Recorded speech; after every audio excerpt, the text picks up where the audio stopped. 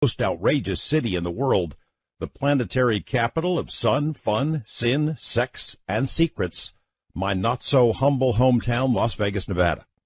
My name is George Knapp, your occasional host, designated driver of the airwaves, and moderator of tonight's upcoming cacophonous cavalcade of conversation. I don't think we have to work too hard to promote the program tonight or slip a few hints about what's to come as kind of teasers. If you're a regular listener to Coast, you know what's coming. No guest has generated as much interest and anticipation as David Paulides does. He first unveiled his Missing 411 project with me on Coast some years ago. If you've heard any of those previous interviews, you know it's a gripping subject, baffling, perplexing, and more than a bit spooky.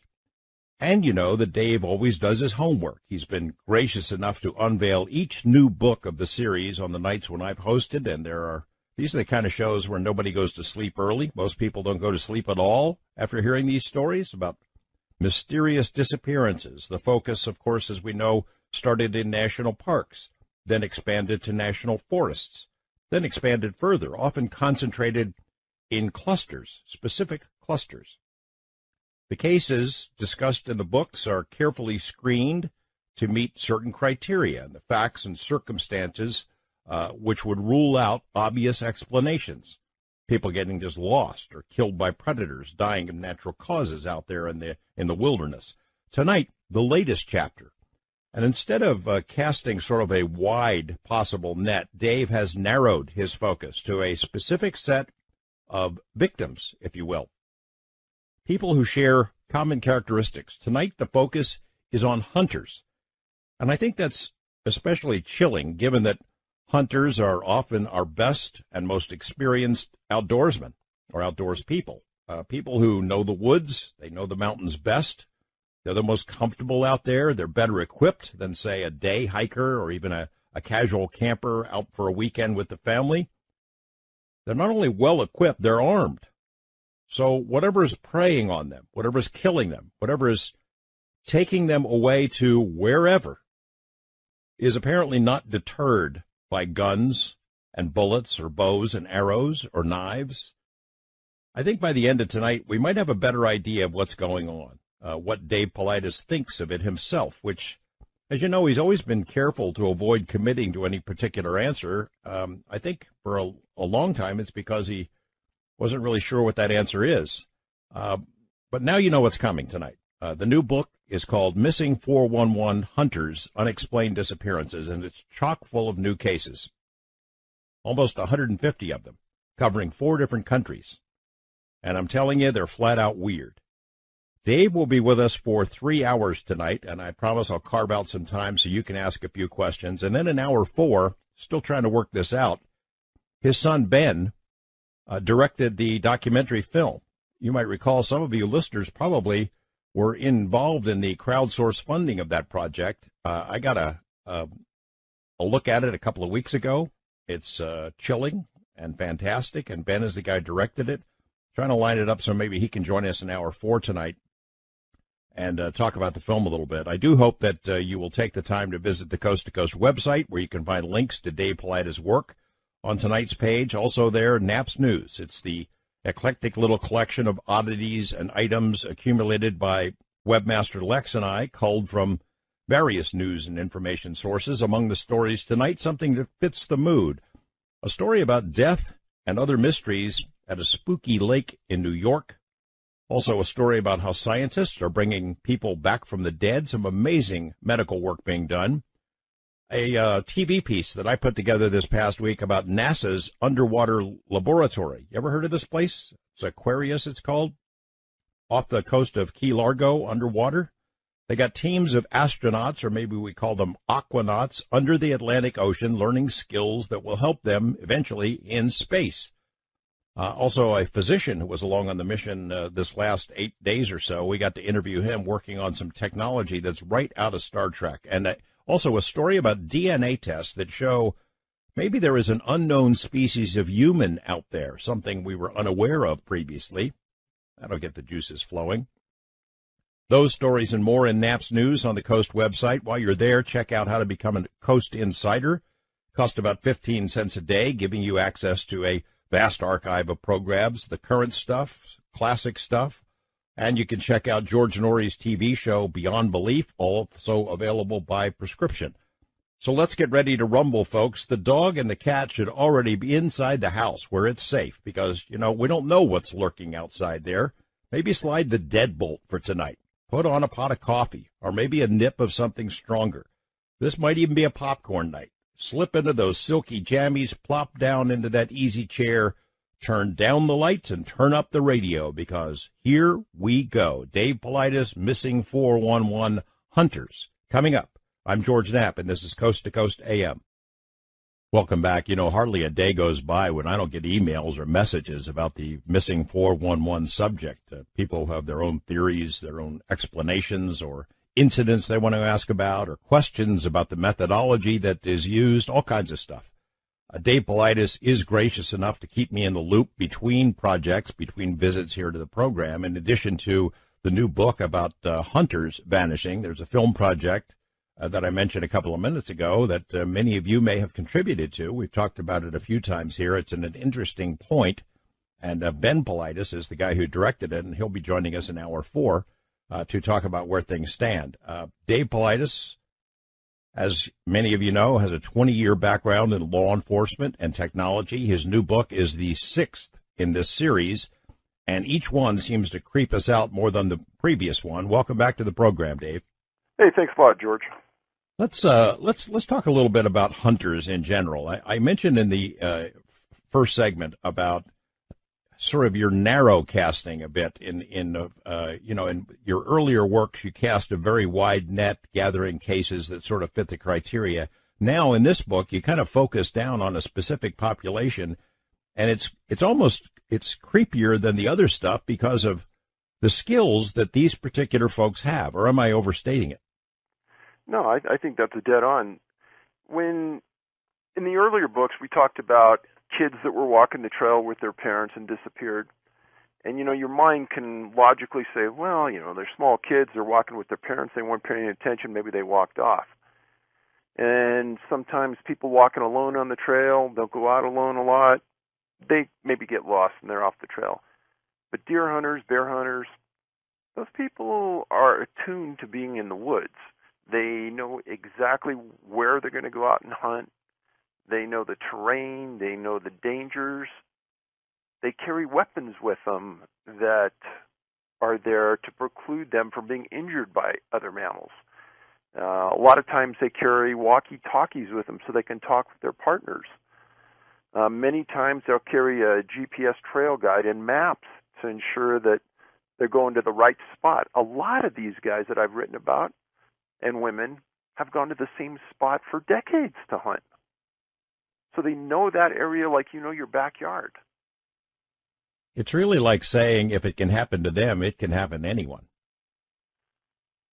In many of the instances in this book, you read it, and I kept reading more and more details about it because it just became more and more confusing about how it could even happen. And I think that if you shoved one of these cases in front of the public, they'd say, oh, it's pretty obvious this person was murdered, and, it's a crime, and it's obvious homicide, but there's just no suspects. But when you look at tens of them or dozens of them, you start to say, wow, how can this even be? Let's talk for a second before we jump into the cases about the kind of emails that you get. You must get them. I get them here and there, and it's not even my books. People who want to give you the explanation or people who want to give you information. I'll bet you get search and rescue people who are either they get ticked off because maybe they think you're slighting their work, or maybe they want to give you off the record information. Talk about that for a second. So let's start with search and rescue people. First of all, they are the life's blood of search and rescue. 90 to 95% of all the people searching in the woods are volunteers. They're people that have gone out on their own time with their own money to get certified to search. It's not sheriff's deputies and rangers 90, 95% of the time that are searching. They're volunteers. They're just people from the community that are going out and doing it, and they do a fantastic job. In one of my books, I dedicated to them. I've spoken in front of their groups before. They are great, great people. but they're searching and they're looking to rescue somebody. They aren't thinking criminal intent. They aren't thinking something unusual is happening. They just want to find you, make sure you're okay, and get you back to safety. So those people are absolutely the best, and without them, we'd be a lost. 90% of the people would never be found because there's not enough professional people in law enforcement to go out there and look. Now, as far as the emails, this is kind of a frustrating part because there's people out there that'll listen to a couple of our interviews, maybe watch a few YouTubes, and they'll write to me and they'll say, "Oh, I know what's doing this." And I get the same sort of email hundreds of times over a 6-month period from different mountain lions. Well, it's mountain lions. It's what's I've heard just lately. It's people growing marijuana, but people don't think about it and say, well, if there was a marijuana grow up going on out there, the last thing those people want to do is to bring any awareness to that area and bring searchers in because they'd find the marijuana grow. And in none of the cases I've ever written about has there been a marijuana grow found and people suspected in that grow of doing anything. It just doesn't happen. But I get a lot of them that people say, oh, I know what it is. It's one of the multitude of unusual paranormal things out there, and I get this. But what they forget is what we talk about on your show are maybe the top 5 or 10% of the cases in the book. And we don't go into detail into the graphs and the tables that I've written. And by now there's over 2,000 pages of documents. There's probably close to 1,800 cases. There's a geographical cluster map with 59 geographical clusters of missing people in North America. All of this leads to a very perplexing situation.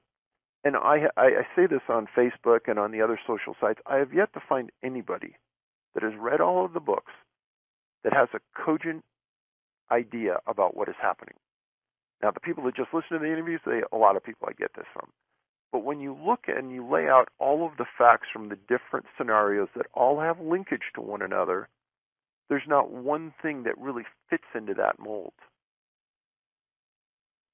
Let's do, just in case there are people there who have not heard the previous programs or haven't read the book, or it's been a while since they've been exposed to the material, maybe go over some of the profile points, the system that you use to sort of weed out explainable cases, because you do. I mean, the kind of criteria that you use, it's a very specific set of stuff that sort of weeds out a lot of what would normally happen out in the wilderness or the woods, right?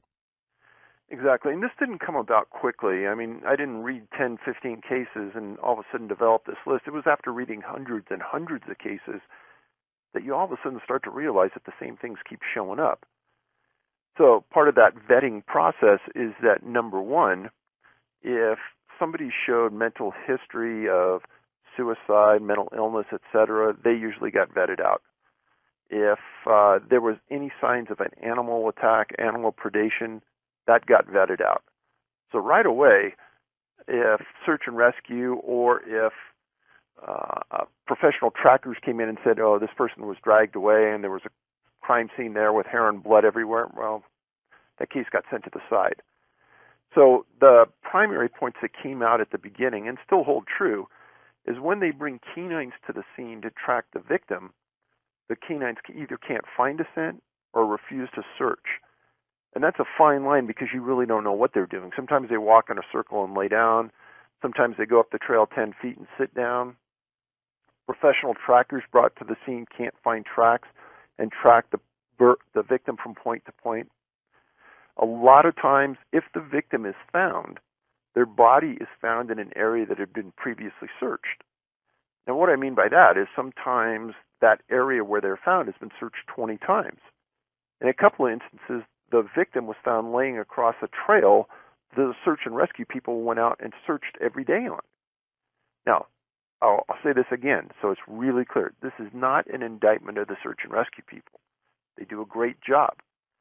This is something unusual that's happening. And over the years, many of those search and rescue people have contacted me by email or through social media and said, hey, we know exactly what you're talking about. And it's happened to us many times, but the people running it don't want us to talk about it and they don't want to say anything about it, but it happens a lot. Another profile point, the weather changes during the disappearance or soon after.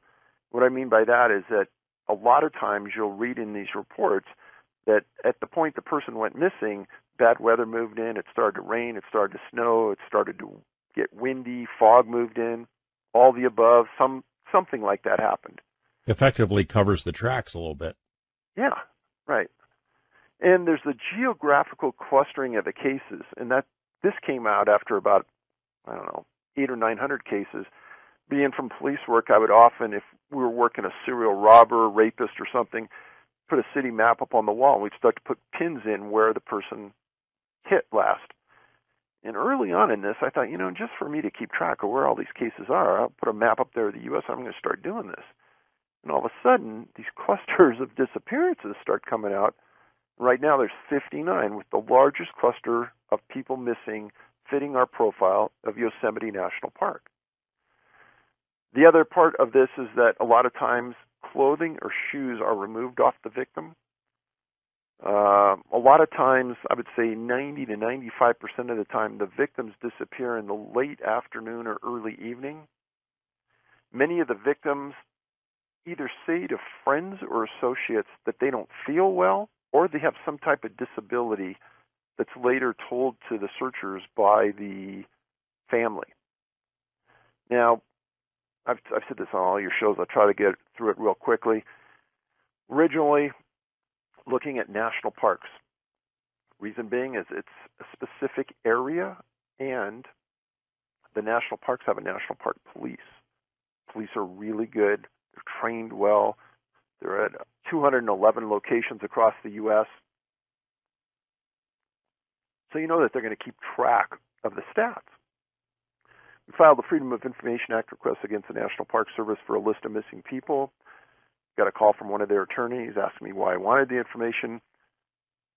I said just for research. They said that they don't keep track of missing people. And I defied you to go into any medium-sized police department in the U.S. and ask their police chief for a list of missing people. And that person couldn't have a list on their desk within 30 minutes.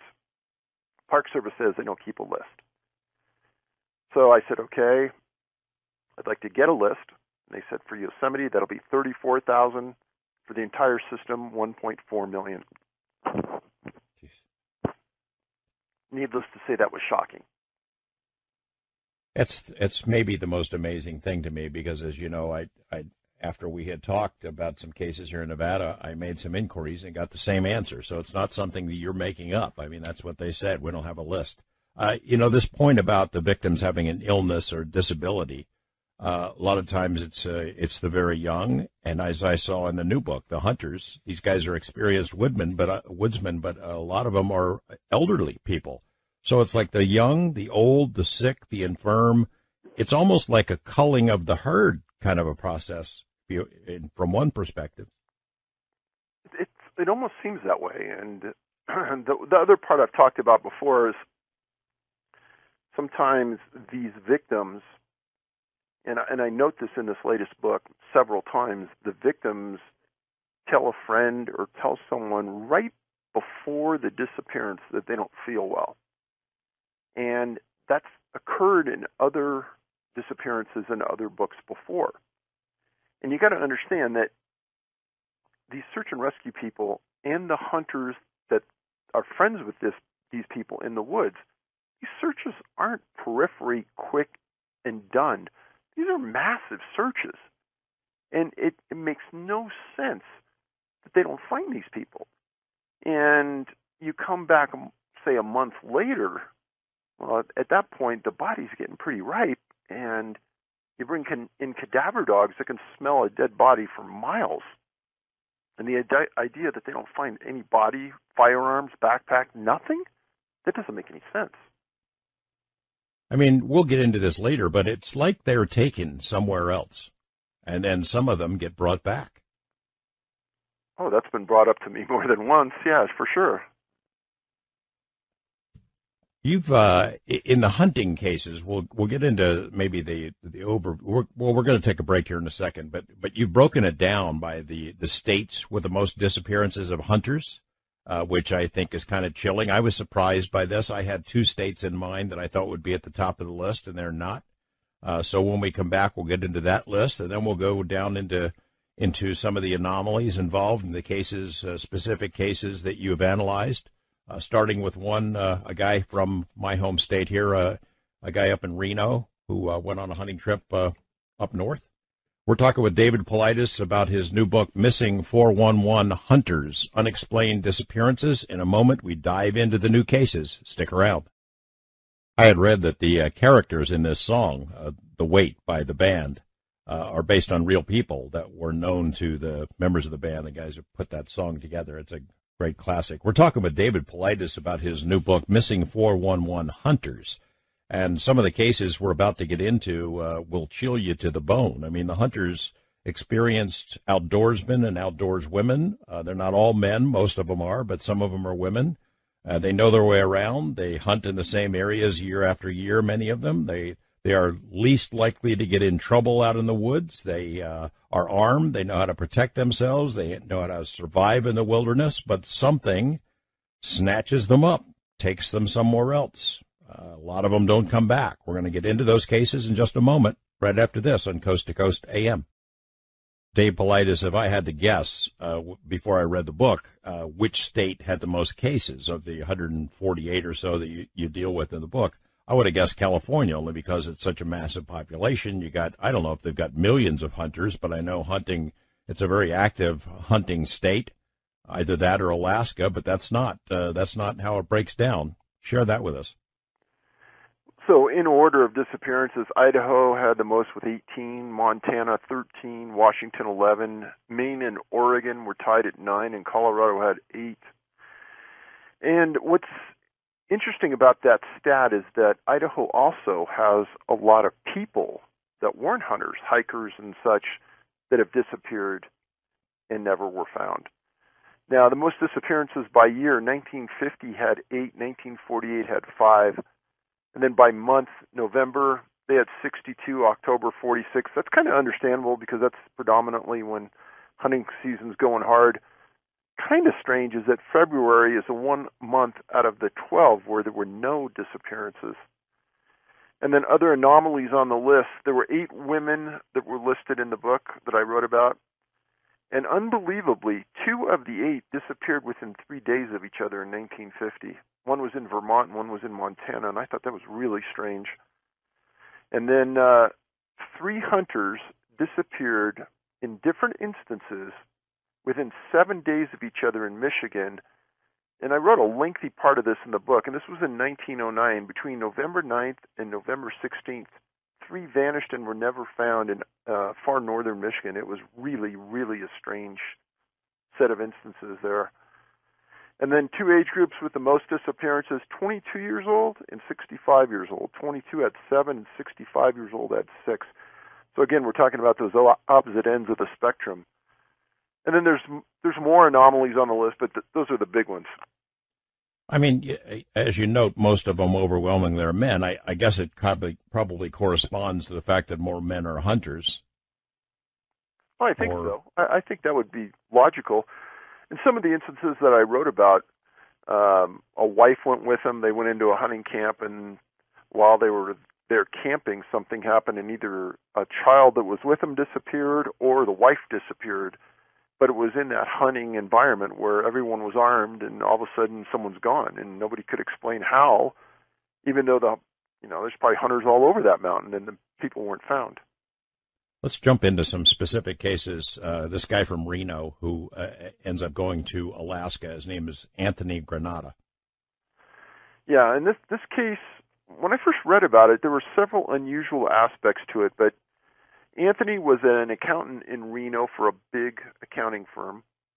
Husband, father, loved the outdoors, which was one reason why he lived in Reno. Well, he drove from there to Seattle in early August 1966. And then from Seattle, he flew into Alaska. And his intention was to make hunting trips out of a city called McCarthy into the Wrangell Mountains, and he was hunting for Dall sheep and goats very high up in altitude above timberline. Well, McCarthy, it's located about 30 miles west of the Canadian border and 225 miles east of Anchorage, essentially in the middle of nowhere.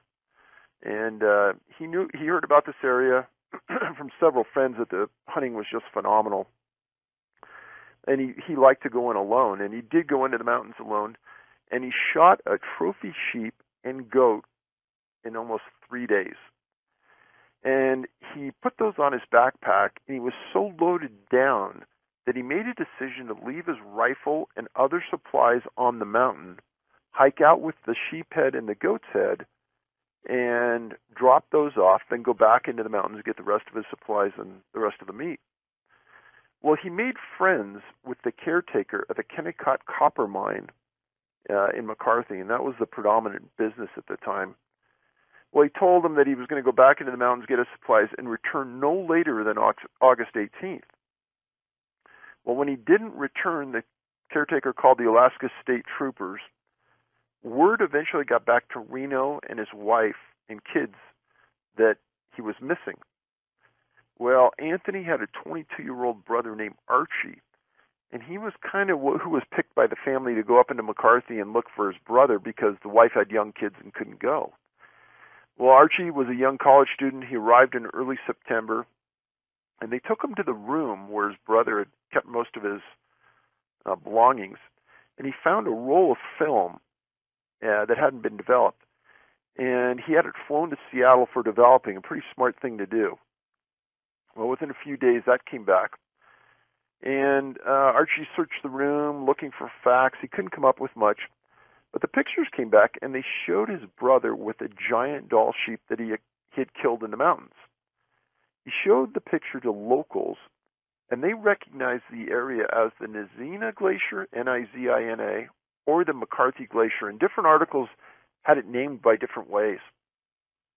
But by now, the Civil Air Patrol, Alaska National Guard, Army helicopters, and Elmendorf Air Force Base had all committed to fly sorties into the area looking for him. Well, all of them claimed that fog inhibited their search efforts on many of these sorties because they couldn't see the ground. Well, Archie found a guide, and he left with the guide to go into the glacier. And en route there, they found one campsite that they could confirm it was Anthony's, and they confirmed that because they found a small matchbook with a Reno business on it. Well, after they left that campsite, they got into an area that was rocky, bouldery, and just essentially barren because they were above tree level. And they thought that they had found the exact area where Anthony had taken the picture with his Dall sheep based on landmarks they had seen. And they searched that area for 3 days. They found nothing. In total, the military flew 48 missions, saw nothing, found nothing. An Air Force rescue team took over the search in the short term. They found nothing. And on September 24th, 1966, the Nevada State Journal had a headline saying, "Tony walked into what has proven to be a mystery void." Now, the parts to this, he was never found, by the way, and neither was any of his equipment or his gun, nothing. Dall sheep stay really high up in the mountains above tree level. There's very little cover, so flying an air mission over that, everything will stick out. And flying from the air, you can see things for miles in that environment. And to never find his backpack, the rest of the sheep, his rifle, his other supplies, eerie. You've talked about boulders, rocky terrain, barren, rocky stuff, granite. What is the significance of that? Is there a suggestion that some sort of a predator or something is hunting using that as camouflage or background, or is attracted to that kind of terrain, or what do you think the significance of that is? Well, I was recently in Australia, and I did 3 talks there, and I made a presentation to them about people that were missing from their country. And the 3 areas that I highlighted all had giant mounds of boulders, granite, the number one place probably in the world for granite is Yosemite National Park, and that just so happens to be the number one place in the world for disappearances. And I've had a lot of people tell me that there's certain things in granite that are unusual, that can throw things off, and there's a lot of stories that go with that, not a lot of facts, but you can't ignore it. It's just the truth. The other thing you mentioned in this case about Anthony is the fog that shows up that inhibits the ability to search. And there are a lot of those kinds of things that pop up. What you're suggesting is this weather sort of comes out of nowhere. I mean, we're talking about the woods and the wilderness. There's going to be bad weather, but in at least some of these cases, it's striking how quickly it comes in out of nowhere, and it almost seems designed to stop any kind of a search or picking up any scent or tracks or anything like that. Well, and in a lot of these cases, I think the hunters are absolutely flabbergasted about the situation they get themselves into, because one of the safety things I talk about at the back of the book is, hey, before you go into the woods, one of the last things you ought to be doing is checking the weather. And, obviously in the mountains, weather changes a lot and things can go from bad to worse really quick, but you should be checking that weather before you go out and commit yourself to 2 or 3 days in the woods. But in many of these instances, just like in this case here, I don't think the hunters or the search people predicted what they were faced with. Meaning it wasn't in the forecast necessarily. Well, I don't think that these guys in the Air Force would be flying these sorties knowing that there was fog in that area, and they usually have some pretty good weather forecasts from their meteorologists. I guess, the unspoken question there is, how do you manipulate the weather? Let's say there's some intelligence involved in this, in these abductions or this predatory practice. The idea that somebody could control weather on a regional basis, that's a pretty nifty skill to have. What's funny about that is I've gotten probably over 10 emails from people in the last 5 years talking about weather manipulation, and supposedly our government and other governments have that ability to do it. Even at the minimal level, we can seed clouds and make it rain. But there's often, in many of these emails I've received, saying that the government can manipulate the weather much more than we are known to believe. Now, I don't know if it's true or not. I'm just telling you what it's been sent. In all these cases of hunters, they have weapons of some kind, guns. Are there any of these cases, and I don't want to jump sort of too far ahead, but is there any case where anybody, it looks like they used their gun to fight back before they were taken away? There was one case where a guy disappeared. They searched for him for months, and they found him, and his gun was broken in two. And they set out this theory, and I go into it in the book at length, that he fought off a bear to the point where he hit the bear with his gun and broke it in half. And, I mean, the story that whoever this person came up with, it was pretty outlandish. Wow. And the guy ended up being found deceased under a log with severe injuries, and it didn't make a lot of sense to me. I kind of took it apart bit by bit, but there aren't a lot of those stories where you can think that there was a fight to life. And if, there are those stories out there, but they're easily understood to be, maybe it's bear predation, or maybe the person got gored by a moose or an elk or something, and that's what killed them. But not a lot of these head-to-head battles.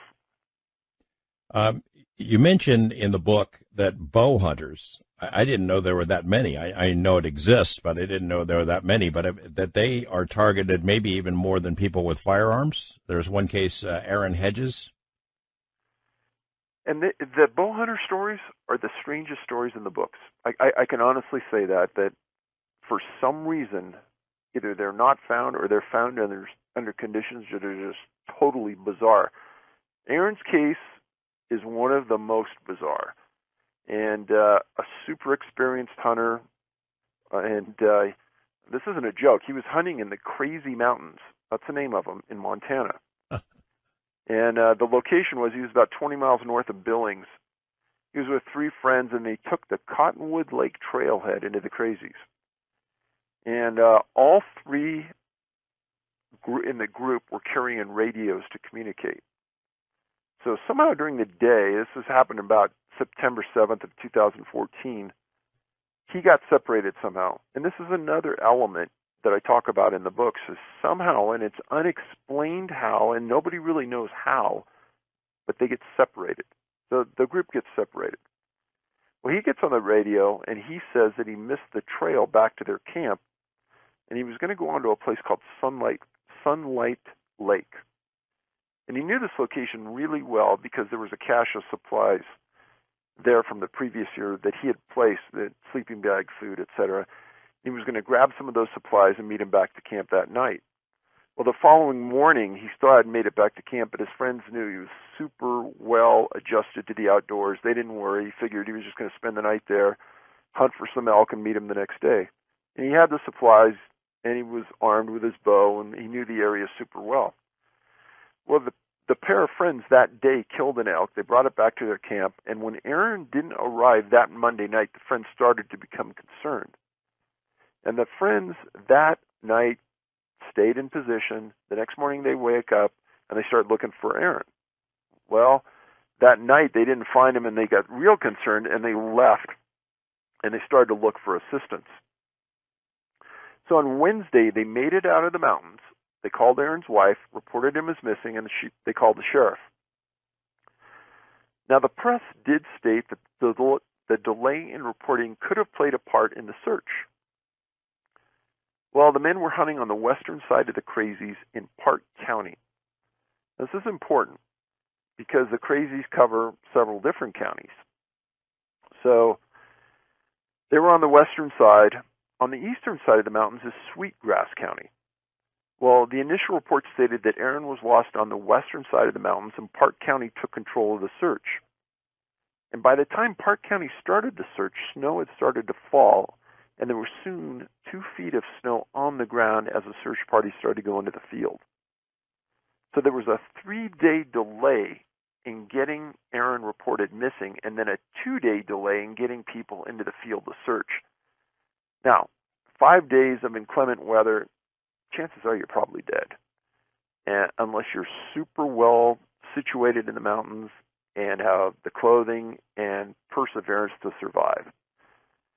Well, the Park County Sheriff soon realized that Aaron could possibly have been on the border with Sweetgrass County, so he called for their assistance. Well, there's a September 28th article in the Livingston Enterprise that stated 2 weeks earlier.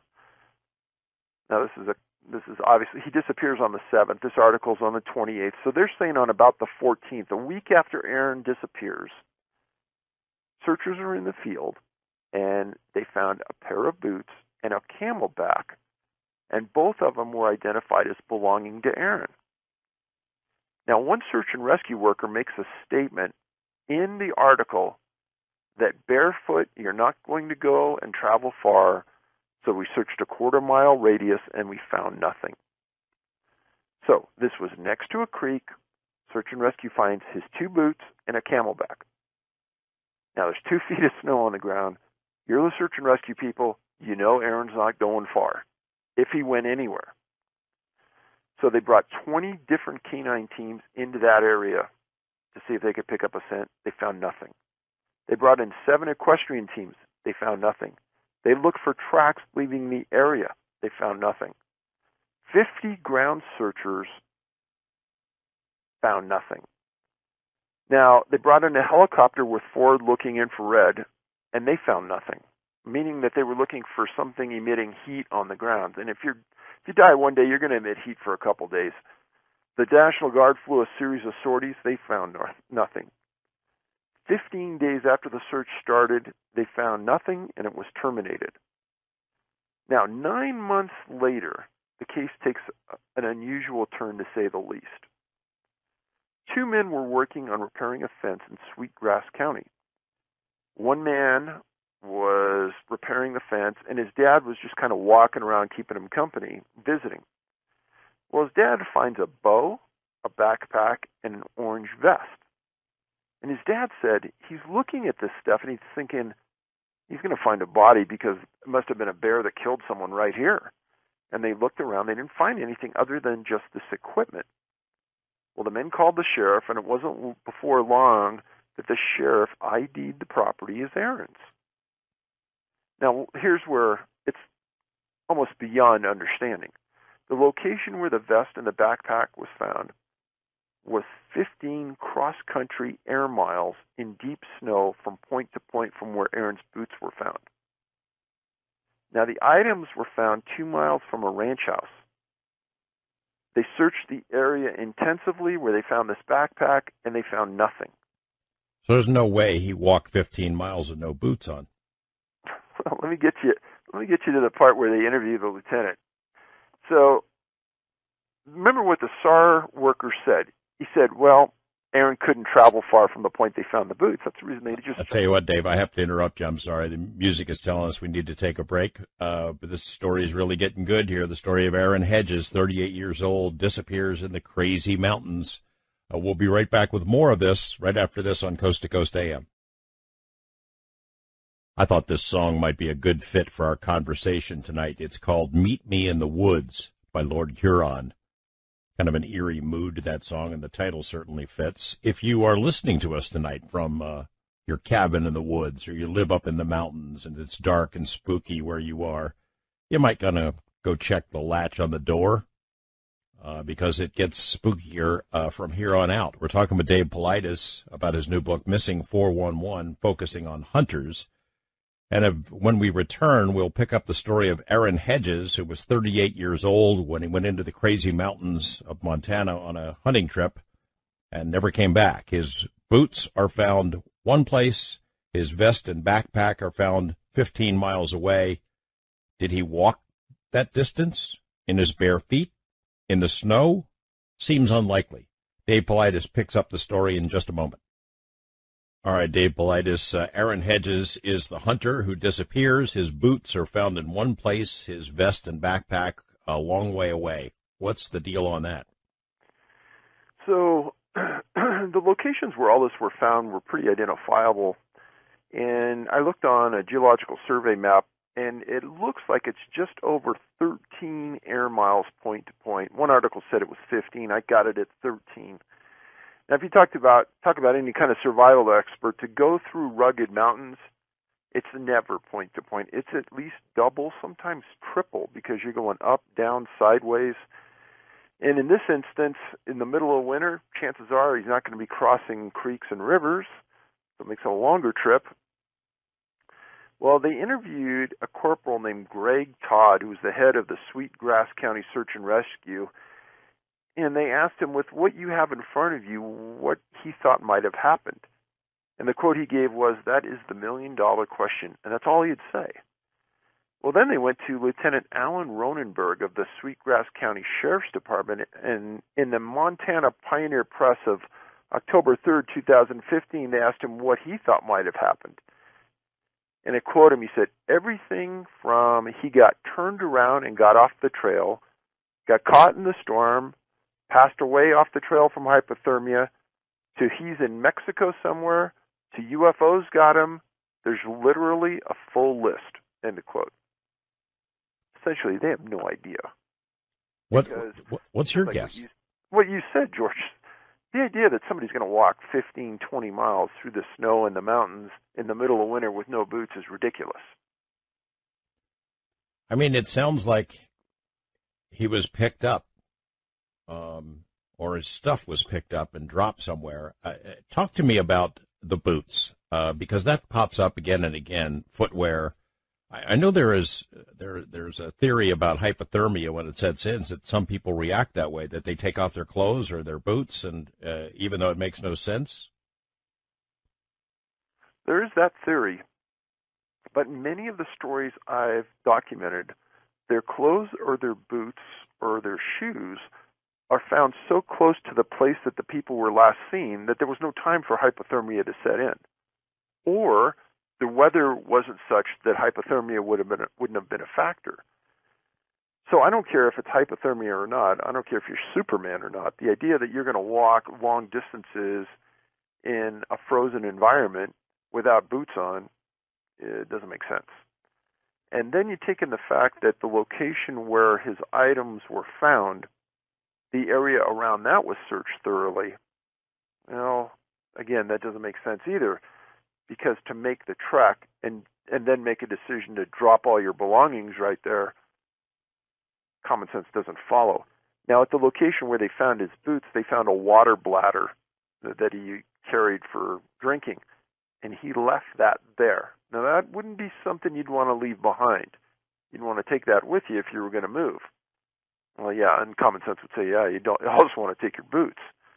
So, a very, very odd set of circumstances, but if you read my prior books, you know that this shoe thing and sock thing comes up time and time again, and it doesn't make any sense at all.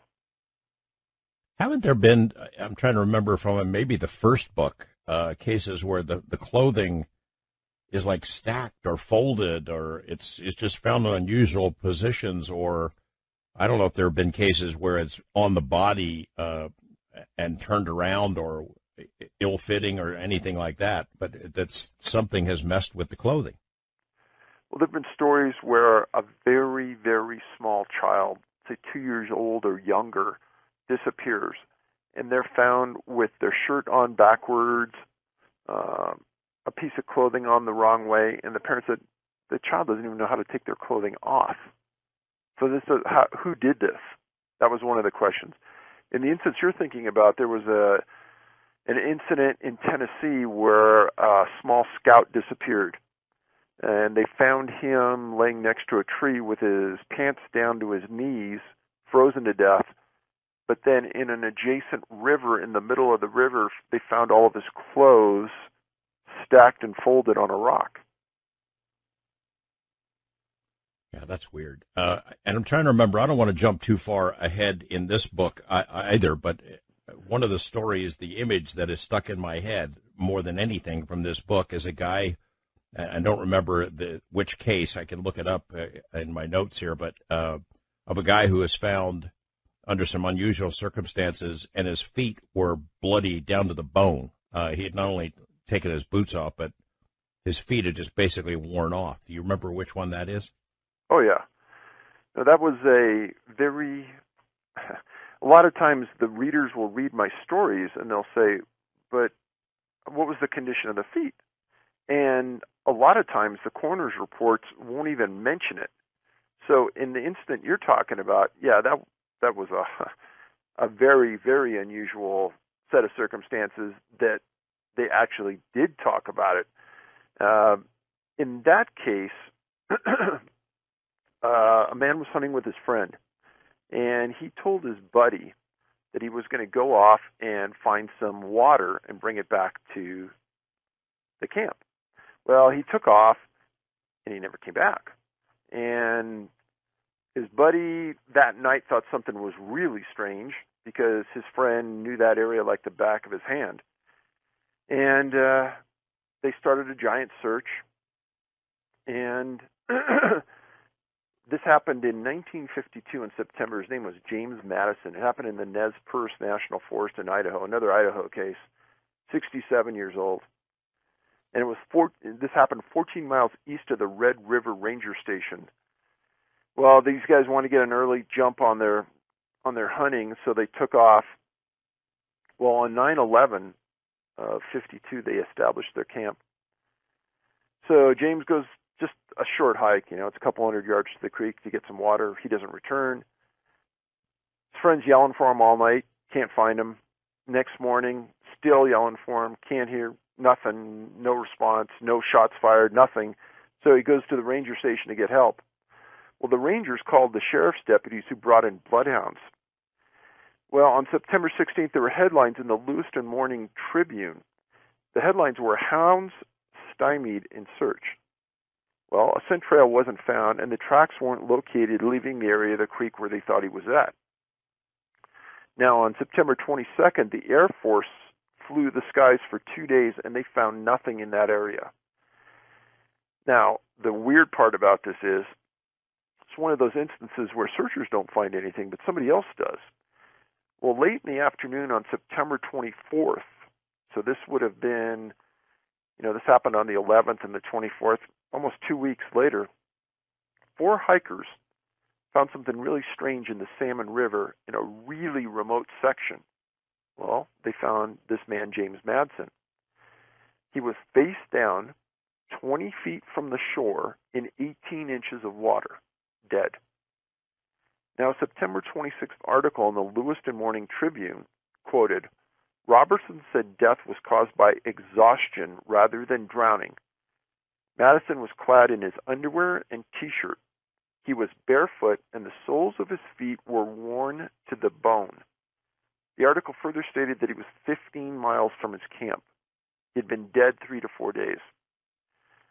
Now, I've told this story to many people I know, and nobody I know could walk on their feet if they were that badly damaged. Man, down to the bone. What's about the timing of? So he'd been dead for 3 or 4 days. How long was he missing? So he was missing for almost 2 weeks. So he'd been alive out there for, wow, that's just long time. Just really weird. You got a couple of cases from California, and I know a lot of our listeners are in California, so maybe we'll go there. Luke Kuykendall is one. Man, there's a lot of weird stuff in this one. Yeah, this one is a strange case. Back at September 16th, 1941, in a location called Balch, B-A-L-C-H, Hill, and that's an area about 16 miles south of a place called Dinky Creek. And that's in an area just south of Yosemite National Park, the foothills east of Fresno, California. If you read my books, Dinky, D-I-N-K-E-Y Creek comes up a lot as a place where people seem to vanish. Now, Luke was 65 years old. He was a banker in San Francisco. Always went to the same spot to hunt, always went with his same friends, a guy named E.R. Vedder and a guy named Earl Ray. And they went to this spot up by Balch Hill, and they always established their camp along with a handful of other people. Well, the first day that Luke went in there, he was staying in camp, and Vedder and Ray went out to hunt. Well, people knew that Luke had a heart condition, and so if he went out to hunt, he wouldn't go very far, but he was the guy who liked to just kind of keep the camp and make the food and kind of enjoy the outdoors, but not necessarily go out and seriously hunt. But he would go out and hunt.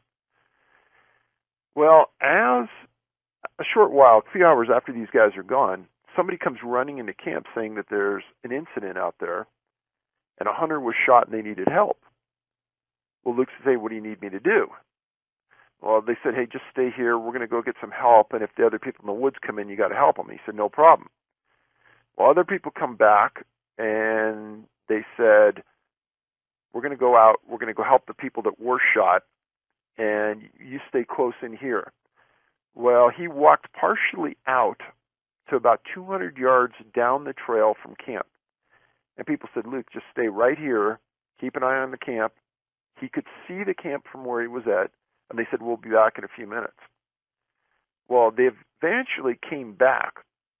And what had happened is Vedder, his friend, had actually shot his other friend, Ray, thinking he was a deer, and killed the guy instantly. And they drug the guy into camp. And you imagine the chaos. One friend shoots another, how emotional that would be. And now there's like 10 people in camp, and they're looking around what's going on and calling for help. And all of a sudden, everyone realized, where'd Luke go? Well, they searched around, called for him. Nothing. Well, Luke was the kind of guy, again, heart condition, couldn't walk far at all, somewhat disabled. And Luke's sons heard about the incident the next day and immediately responded into the camp.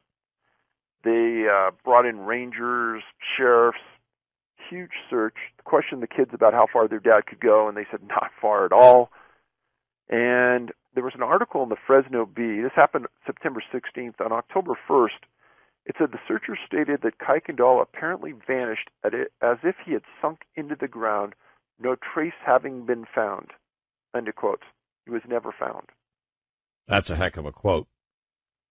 Now, the part about this that we got to remember is that this guy wasn't a big, hairy, older, aggressive, in-shape hunter. He was, for all intents and purposes, disabled.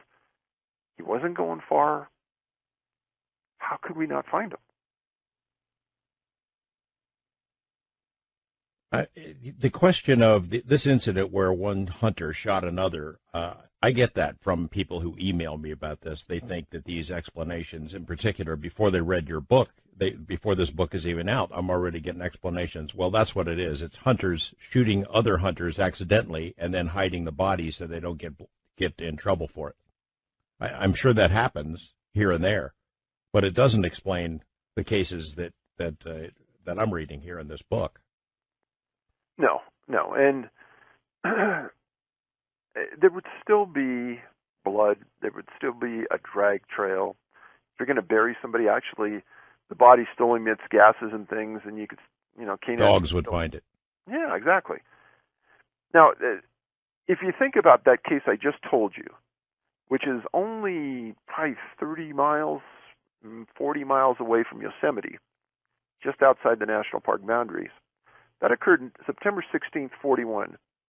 Fast forward almost 2 years to July 18th, 1943, and a man named Emerson Holt inside Yosemite National Park. Now, I'm going to tell you what happens here, and it sounds so eerily similar, it's weird. So, again, Emerson's 55 years old. He's from Riverside. He goes to Yosemite with a group of friends, and they're on the floor in Yosemite Valley. Super congested area, but the weird part about this is that a lot of people disappear on some of the main trails in that valley rather than in the back trails of the national park. His friends decide that they're going to hike to a place called Lake Merced. Well, the trail is like an improved large dirt road. It's an unmistakable path, and it's directly adjacent to the Merced River. Well, as the group neared Lake, the location that they were headed at Lake Merced, Emerson tells his friends that he doesn't feel well. And he said that he wanted to stay right where he was, and he wasn't going to move because he didn't know if it was the altitude or whatever, but he just didn't feel right. Well, he wasn't in very good shape. He was somewhat disabled, and he goes, I'm not going anywhere. You guys have fun. Well, his friends come back within an hour. He's not there. Well, the Merced River next to where he was only inches deep. It was barely flowing up there that year. Huge search. Nothing. And there were no deep pools. There was nothing in that area that would attract somebody or would hide a body. Well, there's a July 23rd UPI article that states, search parties today continue to look for Emerson Holt, 55 of Riverside, whose disappearance in Yosemite National Park Monday was considered, quote, almost supernatural, unquote, by Park Superintendent Frank Kittredge. Holt was never found. Well, it's even more supernatural when you realize there had been another incident almost identical to it 2 years before. I mean, I can't imagine that the superintendent, if he had been there that long, wouldn't have remembered that one. You'd think. Well, if they don't keep lists of people, who knows? Yeah, that's right. Maybe they did back then. Oh, I think they still do. What do you think, George? I mean, I'm going to use the word, it's an abduction. I'm not saying who's doing the abducting, who or what, but that's what it sounds like. These are abductions. Is that too far afield? Well, you know what's weird in my world is that every once in a while you catch an article where the national park person or the law enforcement person kind of puts their guard down and really says what they think, like Kittredge did there, something supernatural. And like the guy did on Hedges' case, a UFO picked him up and took him. I think they say that stuff when they're not being protected, and when they're talking amongst friends, that's what they're saying. I'll bet there's a lot of them that talk amongst themselves. Your search and rescue folks who occasionally give you little glimpses into what they're saying to each other, whispering to each other, rather. Oh, there's no doubt. And every once in a while I'll get an email from somebody saying, well, Dave, this is hard to believe that this case really happened because we've never heard about it. Well, I can almost guarantee that 99% of the cases in this book, people have never heard about them. But what's going to happen is all of a sudden there's going to be stories and in different venues about these incidents because they're so strange. I'm curious whether you have any Park Service rangers coming forward since we've begun these conversations. We're going to go to a break here in a second. I'll let you think about that, how to answer it. But you know that there are some of those folks out there who have information. I'm sure a lot of them have explanations that they would like to. I'm going to set that Dave Paulides straight. But I'll bet there's some stories that even you have not heard. When we come back, we're going to pick up these tales about the missing hunters, and there's some really good ones still to come. Stick around, everyone. Remember this band? They're called Wishbone Ash. The song is from 1980. The title is sort of what we're looking for, what we're seeking tonight. It's called Living Proof. The song Into the Break was John Fogerty in Mystic Highway.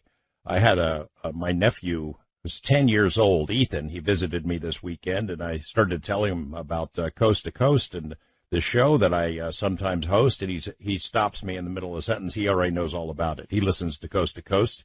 He's listening tonight, in fact, and I'm not sure that's a good idea because this is pretty creepy stuff. Our conversation with Dave Paulides about the missing 411 hunters. Still to come, the spookiest, weirdest case of all the books that Dave has written about these mysterious disappearances. This is the creepiest. The person involved did not, in fact, disappear, but encountered something and got a picture of it. And I think it is pointing us in a direction of at least a better understanding, if not absolute answers. So don't go away. That's still coming up here on Coast to Coast AM. A couple of years ago, when Dave Paulides came to Las Vegas area to both investigate a couple of cases from this region and also to do some stuff with us for TV News, a series we put on the air, I got a chance to see him sort of in operation. A lot of these cases that are investigated, it's not as simple as going online and finding information because they only get reported in tiny little newspapers and little regional areas, hometown papers that aren't necessarily online. A lot of these cases are old, so none of that stuff gets posted. Dave, talk about that for a second, the difficulty. I saw you here going through some pretty obscure little periodicals looking for leads in a couple of particular cases. It's painstaking work to track this stuff down, isn't it? And, sometimes I think those are the obstacles that are placed in front of us, and the powers to be know that. And I think if you're not adept at really maneuvering your way through the internet and having some phone etiquette to get people to help you in some of these small libraries in these corners of the state where no one visits, chances are you're not going to get much. But every once in a while, you'll get somebody on the phone who's very helpful, and wow, we never even knew that happened, and they were never found. No, and there was a couple counties up in Montana where I actually got the sheriff on the phone and I explained to him, there was this case back in the late 50s, and I'm looking for information about it. He goes, wow. He goes, I've never heard of it. And then one of his deputy sheriffs called like a couple days later and goes, you're right. We never did find that person, and we don't even have a file on him. He goes, how embarrassing is that? And so this happens a lot. There's a case in this book about a small boy who was hunting with his family in Washington and disappeared. And I got maybe 8 or 10 articles about it, and I called the sheriff there. I got a hold of their records, and they said, well, we don't have anything. And they just wanted to slough it off. And I said, well, this boy was never found. And they said, well, we can't do anything. So I finally called the assistant sheriff, and he goes, really? And he goes, let me go see what I could find. And he calls me back a week later, and he goes, unbelievably, in 2 warehouses, we had archived microfiche. And he goes, we have it. And they sent me the entire case file, and it was one of the most bizarre things I've ever read. But he was apologetic. And a lot of these jurisdictions, if a case is 5 years old or older, they just dump it. And many people don't know that there's a classification, missing presumed dead, that the U.S. Forest Service and the National Park Service use a lot. And this is the way for them to clean their records and not say, well, we don't have any missing people there. No, it's because they were presumed dead. So we don't have that report anymore, and they're just gone. So many of the cases that I write about, you're not going to find them in any database. You're not going to find him anywhere, and people have just forgotten about him. And it's a sad state. And every once in a while, family members will get a hold of you and say, "Well, thanks for at least trying to resurrect this, because nobody even wants to talk about it." It's kind of a double-edged sword. You know, you have those cases where they find a technicality as a way to say it's closed or it's no longer active, or they say, "Oh yeah, that's an open case. We can't give you the records." Yeah, that is so funny you said that, because I would say, depending on the jurisdiction and depending on the circumstance, I hear that maybe 40% of the time. 60% of the time, if the case is an older one, it's like they've lost interest in it and they'll give it to you. But a lot of times they won't. And the unusual part of that is that a missing persons case is one of the only things in law enforcement that they investigate that isn't criminal. Because a missing person still hasn't been classified as a homicide or a kidnapping. They're missing. And it's not against the law to go missing. And if George Knapp wants to just fall out of society and not show up to work one day, you're not going to. But which is, by the way, I have that feeling often. Yeah, well, that's what we're worried about, George. But you're not committing a crime. It may be immoral and you may be not meeting financial responsibilities, but nothing criminal. And so a lot of times law enforcement loses interest in those rather rapidly. And unless there's something else that tweaks it, very little investigation's ever done. Just a quick comment, and then we'll go back to some questions I had in mind about librarians. You know, before the Internet was so big, that was not your first stop. When you'd be working on a case that has some history involved, you had to check the newspaper archives or indices. The library would often be the first stop, and I've found librarians to be an incredible resource. They want to be asked to help with stuff. They love a challenge, and I'm sure you've experienced the same thing. I wanted to ask about Park Service folks, though. Before the break, I'm sure you get a range of different reactions from them. Retired folks, some people who want to give you information but can't. I know from seeing the film, which we'll be talking to your son Ben about later, that there are some folks who've been on the inside who do talk to you and help try to resolve this. In general, have you had some help, some people come forward since these projects, the project began a few years ago? You know, sometimes just dumb luck, you fall into things. And I was with a friend of mine, and we were up at Rocky Mountain National Park, and we're on one of the main trailheads that go up to Long's Peak. And they have this little hut there and a little tiny National Park Service office. And I'd never been there, so we walked up there, and there's these 4 or 5 older guys that are sitting inside this employee hut talking, and they're kind of talking openly about work, and you could tell that they were all current or former National Park Service employees, and they were talking about interesting stuff. And so I told my friend, I said, "Hey, we're going to wait right here, because one of these guys, whoever the first one to leave, I'm going to talk to him." Eventually, one of these guys gets up and he walks out to the parking lot, and I stop him, and I introduce myself, and said, "I'm a retired law enforcement guy, and I've been investigating missing people in national parks, and this is kind of what I've been faced with." And he's all ears. He's like Mr. Polite, and he goes, "Yeah, Dave," he says, "I know what you're talking about." And I said, "Why would they be doing this?" And I said, "And, you know, you obviously used to work here or something, because I could tell you're a former employee." He goes, "I'm a retired National Park Service special agent." That's like hitting a gold mine.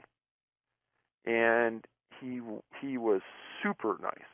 He says, "Dave, I hate to tell you this because it's embarrassing, but it's a complete lack of integrity in the National Park Service law enforcement branch." And he says, "I was faced with it for an entire career."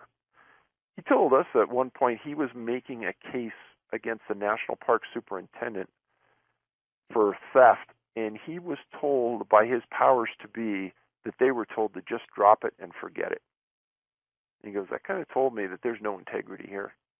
And super nice man, answered all my questions, but that was probably the biggest gold mine I ever hit. Because, well, in the movie, in one of the segments that we had filmed, and we didn't use it in the movie, it involved a park where a family lost their dad. And one of the people at the park said, "Yeah, you want to go talk to this former park employee." and it was a National Park Service ranger that had left. And he was another gold mine for telling us the ins and outs of the National Park Service and how, in his mind, how corrupt it was and how they didn't do the right thing when they needed to do the right thing. And he says eventually I had to leave because my morals would be compromised by doing what they wanted me to do. And there was another instance in that same segment where the National Park Service told us to talk to this one ranger. He was going to be the point person for this interview about this missing person. This guy was the nicest guy you'd ever want to meet. And we got him alone. And he says, hey, we know you know more. And we know you were told not to talk. And he's like hiding his face, and he goes, I was told not to talk to you guys. And he goes, I got to be really careful, otherwise I could lose my job. And I said, well, what's the truth? Why isn't the superintendent coming out of his office to talk to the victim's family about what's being done on the missing person? Nobody will come out and talk to the victim's family. He goes, it's an embarrassment, isn't it? I go, yeah. He goes, I'm supposed to be the front person, but I can't even talk to you about it. He goes, I can only tell you exactly what they told me I could say. And, from that conversation, somebody way, way up in the National Park Service is pulling the strings on this. And that was the consensus of the entire film crew there, that the people at that park had no control over what they were doing. And going way back to an incident in the Smoky Mountains National Park, where we interviewed the father of a missing person, he told us back then, he says, the superintendent of a park is just a figurehead. Somebody way, way up is telling that person exactly what to do all the time. And he goes, in 6 weeks working around that man, I could tell he could never make a decision. He always had to call and get direction. So in some ways, the people that you meet are probably some of the nicest people you'll ever meet, especially the people on the trail that you meet that are the rangers. They don't know what's going on. But once you get down into the minutia and you see that there really is some lacking of integrity on these things, and it's just not one incident. There's time after time where you meet these people, these victims, where they've lost a loved one. It's like the National Park Service does not give a darn about them, and isn't embarrassed about showing it either. Well, I think that's fair to say about certain levels of the hierarchy because you've run into it so often and it's well documented. I do think that there are people of integrity in the National Park Service. In fact, I know that there is a special investigator, somebody that you would classify as a gold mine, listening tonight and trying to make up his mind about whether he buys this scenario or not. And I don't want you to discourage people, make them so mad by painting them with a broad brush that those who might be on the fence about wanting to help would go the other way. That's, this a lot better than I do. But let me ask about a couple of other cases. And then at the top of the hour, I want to get into the one I hinted about, the really strange one that there's a photo involved.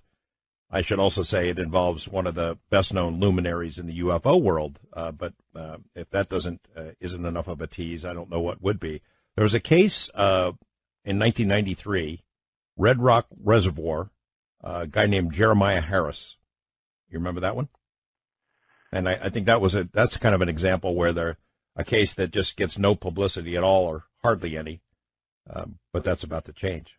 Oh, that was a complete fluke. I found this, and it was buried deep, deep, deep, so no one could ever find it. And in fact, there were some articles written that seemed to gloss over the main facts behind the case. But December 4th, 93, Jeremiah Harris, 18 years old, went deer hunting with a series of friends, Red Rock Reservoir in Knoxville, Iowa. Well, the group left real early in the morning. They get near the reservoir, and they decide to split up and hunt in pairs. As is the case in many of these, somehow or another, they got separated. And Jeremiah's partner couldn't find him. Well, later in the day, when the group decided to meet up at the cars, Jeremiah never showed up, so his friends contacted the Madison County Sheriff. Well, the search formally got started the next morning, and there were bloodhounds that were brought into the scene, and planes searched from the air. Ground searchers just absolutely covered the landscape, and everyone's parents were just searching to no end, trying to find out what happened to the young guy. Well, the search ended the first day with the dogs not finding a scent, and the other efforts, the planes and the ground teams, not finding anything. Well, Tuesday morning, a deputy was searching a farm that was searched the previous day from the air and on the ground. And they were just going over the same area before they started to expand the perimeter. Well, there was an article December 7th, 3 days later, in a newspaper called the Daily Reporter. And this is what it said. The body was near a brush pile not far from the pond. And that's all the facts that article said. And I read it, and I thought, okay, nothing here. It sounds like a mundane death, kind of strange. But another article the same day in the Oskaloosa Herald had quite an amazing story, quite different than that. And it says, hunter dies of exposure. Then it goes on to say, Dr. Gordon Arnott Sr., county coroner, said it appears the man tried to cross a partially ice-covered pond at night and became soaked. Harris got back to land and took off his clothes to dry and crawled into a tree where he died. Searchers found him here this morning. He just died of exposure, apparently, Arnott said. Now, let's go back to that again. So, he supposedly falls in a pond. He gets out of the pond on this farm's property, and in the middle of the night, he takes off his clothes and crawls into a tree where he dies. Logic there? He was wearing an orange hunting vest, and that was found on the ground next to the tree and the pond. So, if he's wearing the orange hunting vest, and that's seen, why wasn't it seen from the air when they were doing the flyovers? And if he was on a farm, why didn't he go into the farmer and get assistance? Now, you would think that the clothes would dry faster if they were hanging from the tree. And you got to remember, it was December. There were no leaves in the tree.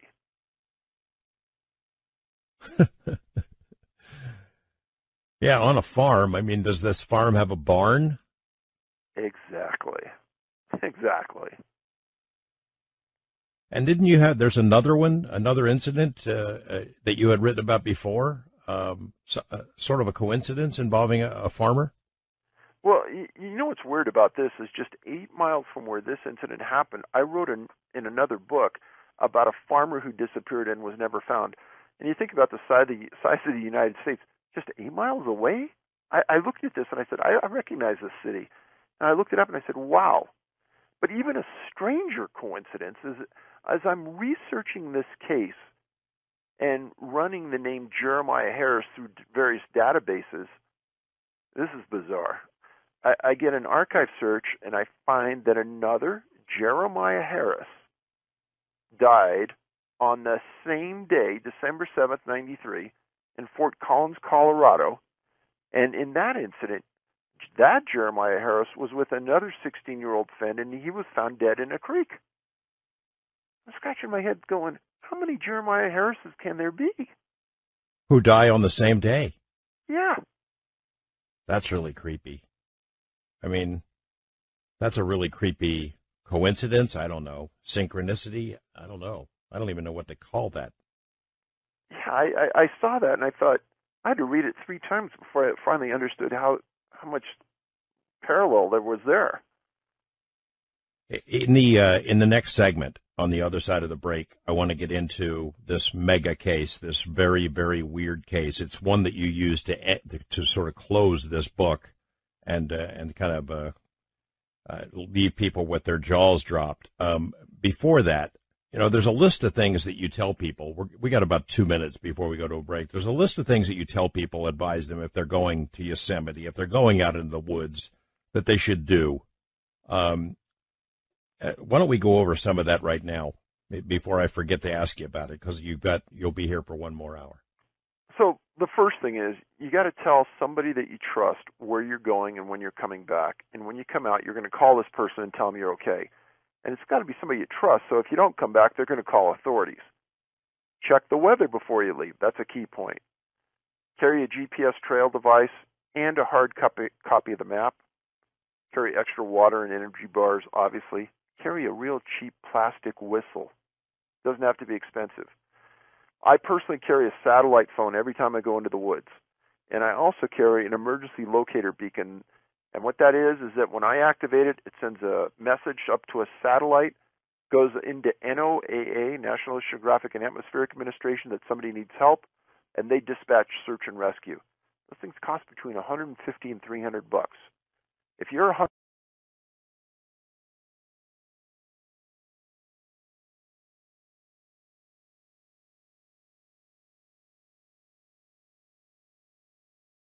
and rescue, those things cost between $150 and $300.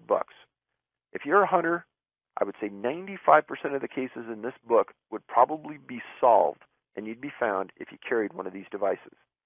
If you want to be macho and you don't want to tell anybody, put it in your backpack, don't tell anybody.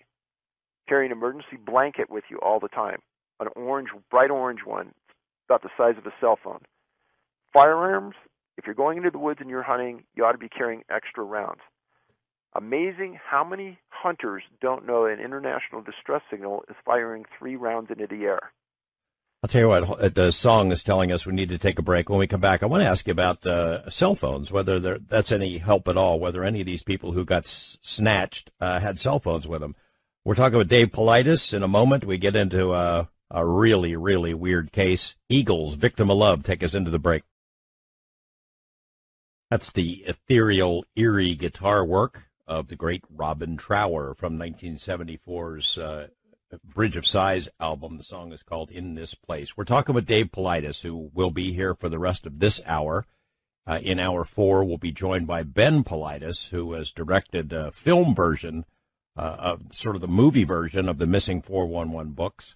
In this hour, we're going to get into a case that it knocked my socks off when I read it, and it's one that it reminds me of some of the material that we encountered and investigated at Skinwalker Ranch. So that should tell you how strange it gets. And it involves the family of a name that would be very well known to listeners of this program. And if that's not enough of a tease, I don't know what is. We'll be right back and jump into it in a couple of minutes here. Stay with us here on Coast to Coast AM.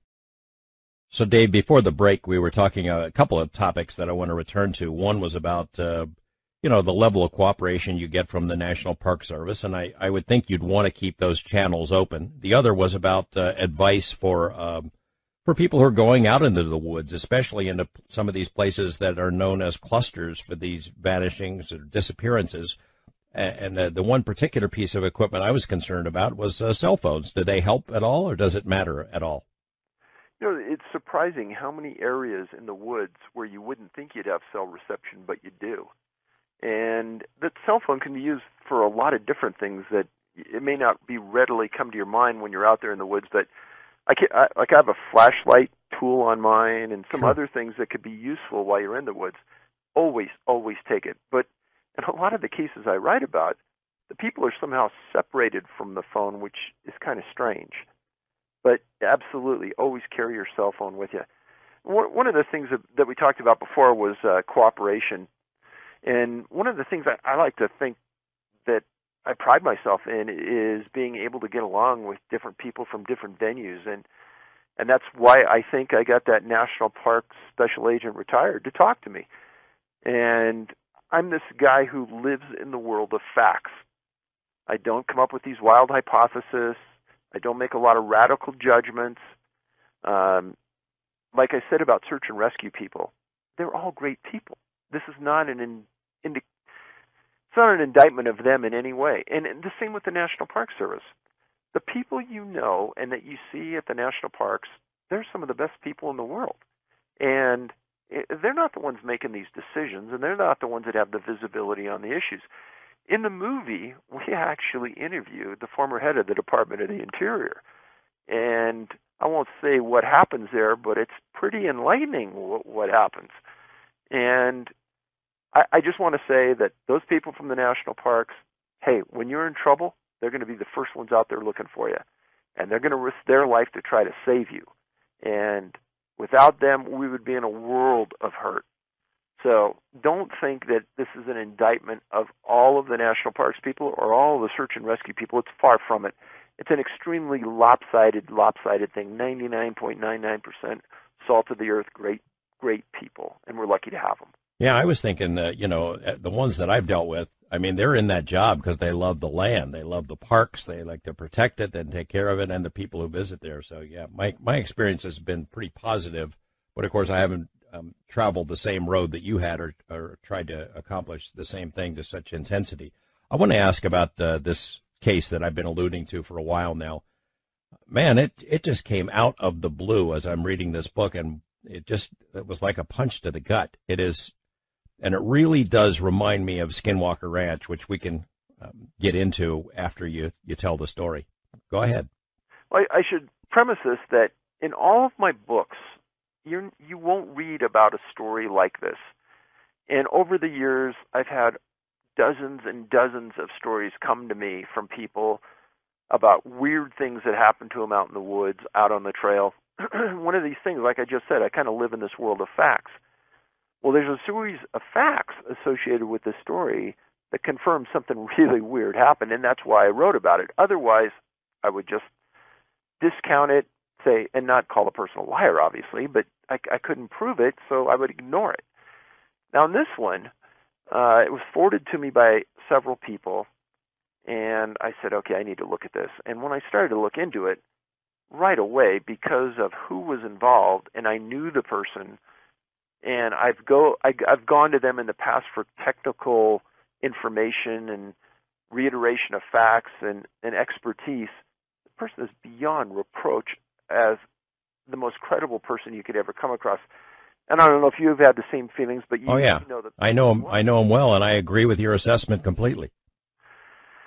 So anyhow, what happened was that there was a story out there, and this person had documented it and wrote about it.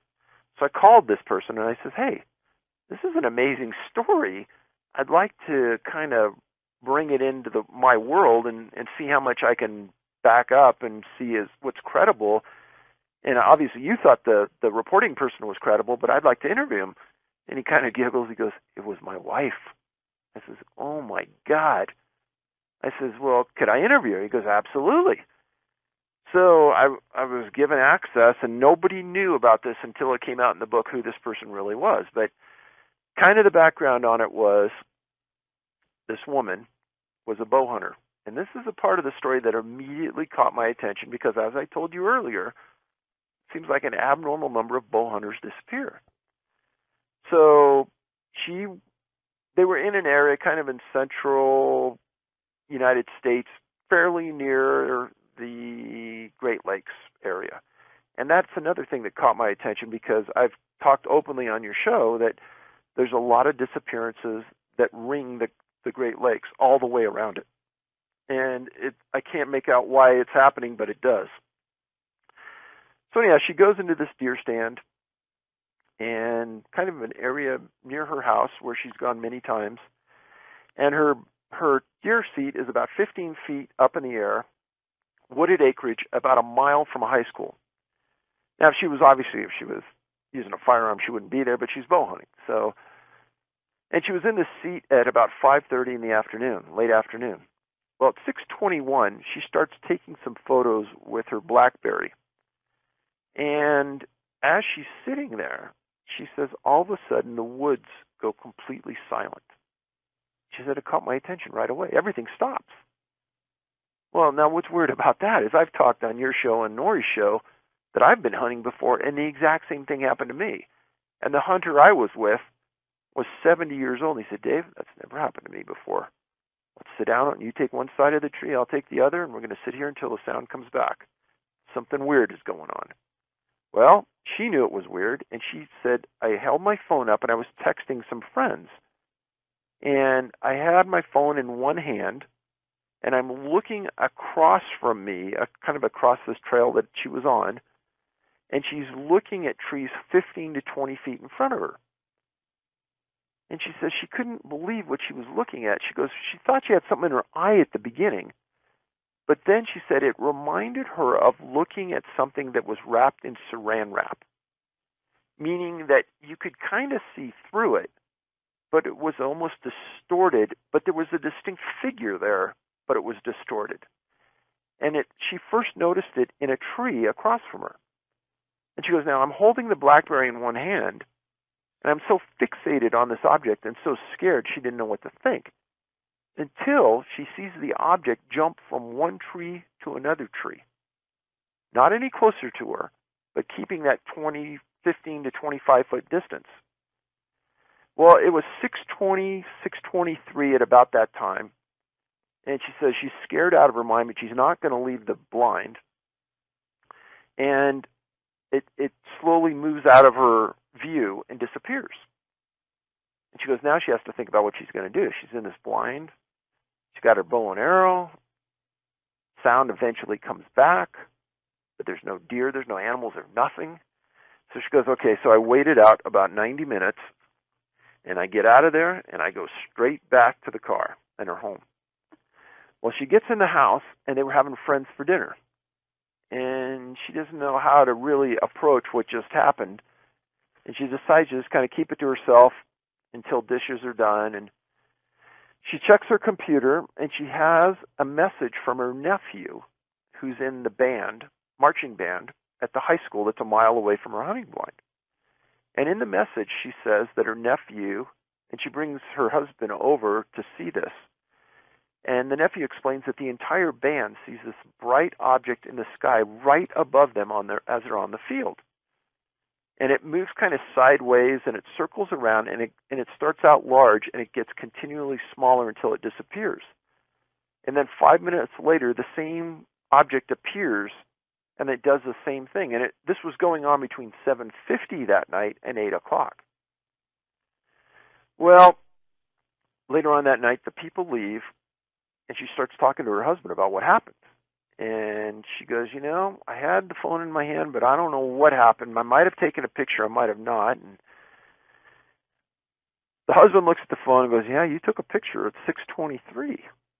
And he goes, boy, this is a weird-looking picture. And when you look at the picture, I'd say 90% of the photo is blurry. But then right in the middle, kind of on the left side, there's like a long piece of hair that's curly, but there's many pieces to that one curly segment. And her husband goes, that's the weirdest thing I've ever seen. And so he's one of the smartest guys you'll ever meet in your life, and he starts going through the BlackBerry, looking at the pixelization, and the next day they call Verizon, and they send him the picture, and they go, tell us how this happened. And they go, well, technically, it's impossible for that camera to take that picture. And he goes, what do you mean? He goes, based on the size of the pixelization, that camera can't take that picture. But because of the numbering on the photo and the timing, we can guarantee that the camera did take the picture, but it's impossible it did take the picture. And the husband says, well, that is really strange. And they go into this big talk and about what she saw, and he's listening, and he goes, well, that sounds like this movie that I saw. And he puts on the movie Predator. And he goes, they fast forward to the segment, and he goes, tell me if that's what you saw. And she goes, oh my God, that is exactly the type of distortion I saw in that tree. Well, now, what really catches me about this is, first of all, the photo. The timing of the photo, the impossibility of the photo, and who's involved in looking and deciphering the specific facts behind the photo. People go missing in the late afternoon or early evening. Bow hunters go missing more than others. The timing of the incident with the anomaly and the incident in the air above the band members and the proximity to the Great Lakes and the cluster zones in that area, I said, you know what? I've never done this before. I'm going to put it in the book. I'm going to put it in the book because there's too many facts to support this incident really happened. Let's give the name. Well, the name's in the book. I mean, I've said that. Yeah.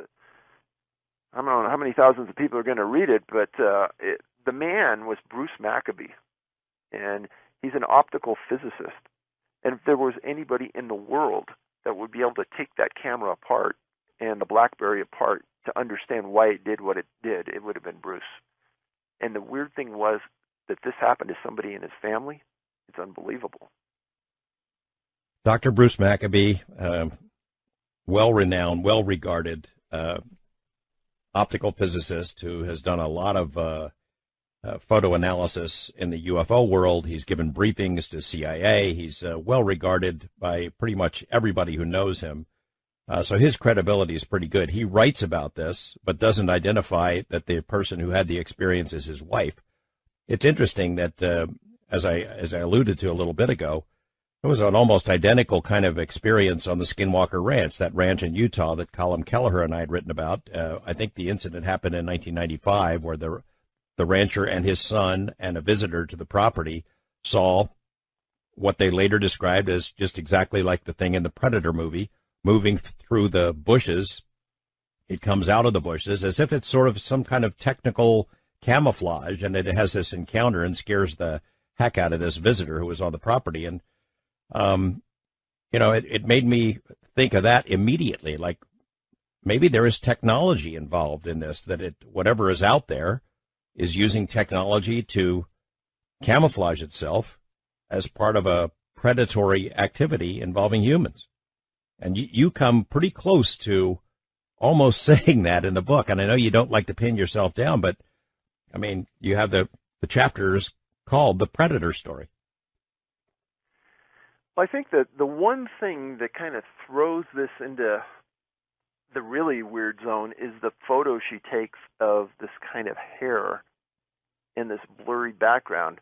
And Bruce went through an exhaustive analysis of how that couldn't have been a picture of, her name is Jan, of Jan or her hair.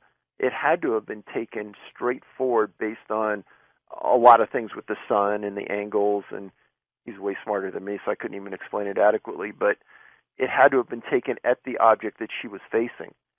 And why would this object appear to have some kind of hair on it that is, it's pretty obvious in the photo that's what it is. You look at the big picture, Dave, and I know, again, you don't like to say what it is or what it isn't, but the big picture is it's been going on a long time. It's over a wide area. It's not just one person or one thing doing it. It's got to be something that gets around. It acts like a predator. Some people essentially they get abducted. Sometimes the bodies are found. Sometimes the bodies are not found. A lot of times there's nothing found. It acts like it's culling a herd. It takes weak and feeble, sick, young, old people who can be plucked. It acts with impunity. It's not intimidated by weapons. It's like a harvesting of some sort. I mean, I don't know how else you describe it. Well, going back to the ranch scenario, one of the things when I read that book, and it's an outdoor environment. There isn't a lot of big population zones around where the ranch was, and one of the things in all of my research, I always kept my eyes open about that part of the country for missing people. And there really weren't a lot of missing people around the ranch. In fact, in the book I just read, there was only a couple of people in that Utah area that went missing that I wrote about that were pretty unusual, but that specific area, there was almost nothing. Well, I have to agree with that assessment. And then the ranch itself, although a lot of really strange stuff, a lot of violent stuff happened, it wasn't to humans. It was to animals. There was a lot of mental torture and psychological effects, but no humans were ever hurt. You're right. I don't know of any kind of vanishings or disappearances in the 20 years that we've been working on that.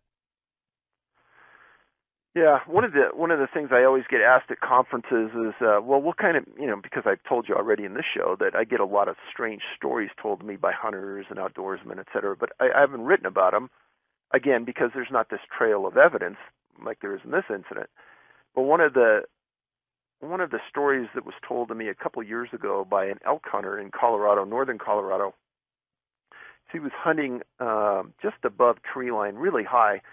He was alone, and he feels this rumbling in the ground, and he thought, well, maybe there's a herd of elk coming at me, so I better start paying attention. He turns, he kind of levels his rifle out towards this meadow area that's coming up over this mound at him, and he was in thick grass, and he said that he saw the grass separating, and kind of going from left to right at an equidistance from him, say maybe 50, 150 feet or so. And he said he could see the grass separating. He could feel the earth moving, but he couldn't see anything. And he says it was almost as though you took a snowplow and you plowed an area in front of it from left to right until you lost sight of it and it stopped rumbling and it disappeared. He says it was the weirdest thing he ever saw. He's never seen it again. And he says, I won't go back to that area, and I left the mountain after that. But he goes, I couldn't even tell you what happened. We're going to take a break here. Tom Petty, Shadow People, takes us into the break. When we come back, I'll open up the phone lines with a couple of your quick, direct questions for Dave. And then I want to ask him about the few people who've returned who have some recollection of what happened to them. They tell some unusual stories about what happens to their minds during these incidents. Much more to come here on Coast to Coast AM. We're talking with David Paulides about his new book, Missing 411, Hunters, Unexplained Disappearances, and it does not disappoint. As we just mentioned, we just heard this incredible story that was first told by Dr. Bruce Maccabee, optical physicist. What he didn't make public is that the incident happened to his wife, who was out bow hunting in a wooded area not too far from their home. She encounters this thing that's sort of like from the movie Predator, same kind of sort of a cameleo-type creature in the trees, similar to what had been seen on the Skinwalker Ranch years before. She fires off a photo that, according to the company that controls the cell phone account, she shouldn't have been able to do, not technically anyway. And then a couple of minutes later, nearby, some multiple witnesses at a high school see what appears to be a UFO. Quite a coincidence. I should mention that the photo that was taken by Mrs. Maccabee is in the book, and you'll have to see it yourself and figure out what the heck that means. We'll take a couple of your calls for my guest, Dave Paulides. So a lot of folks will be on the lines. Please be courteous to your fellow coast-to-coast listeners and get right to the point. We'll be right back.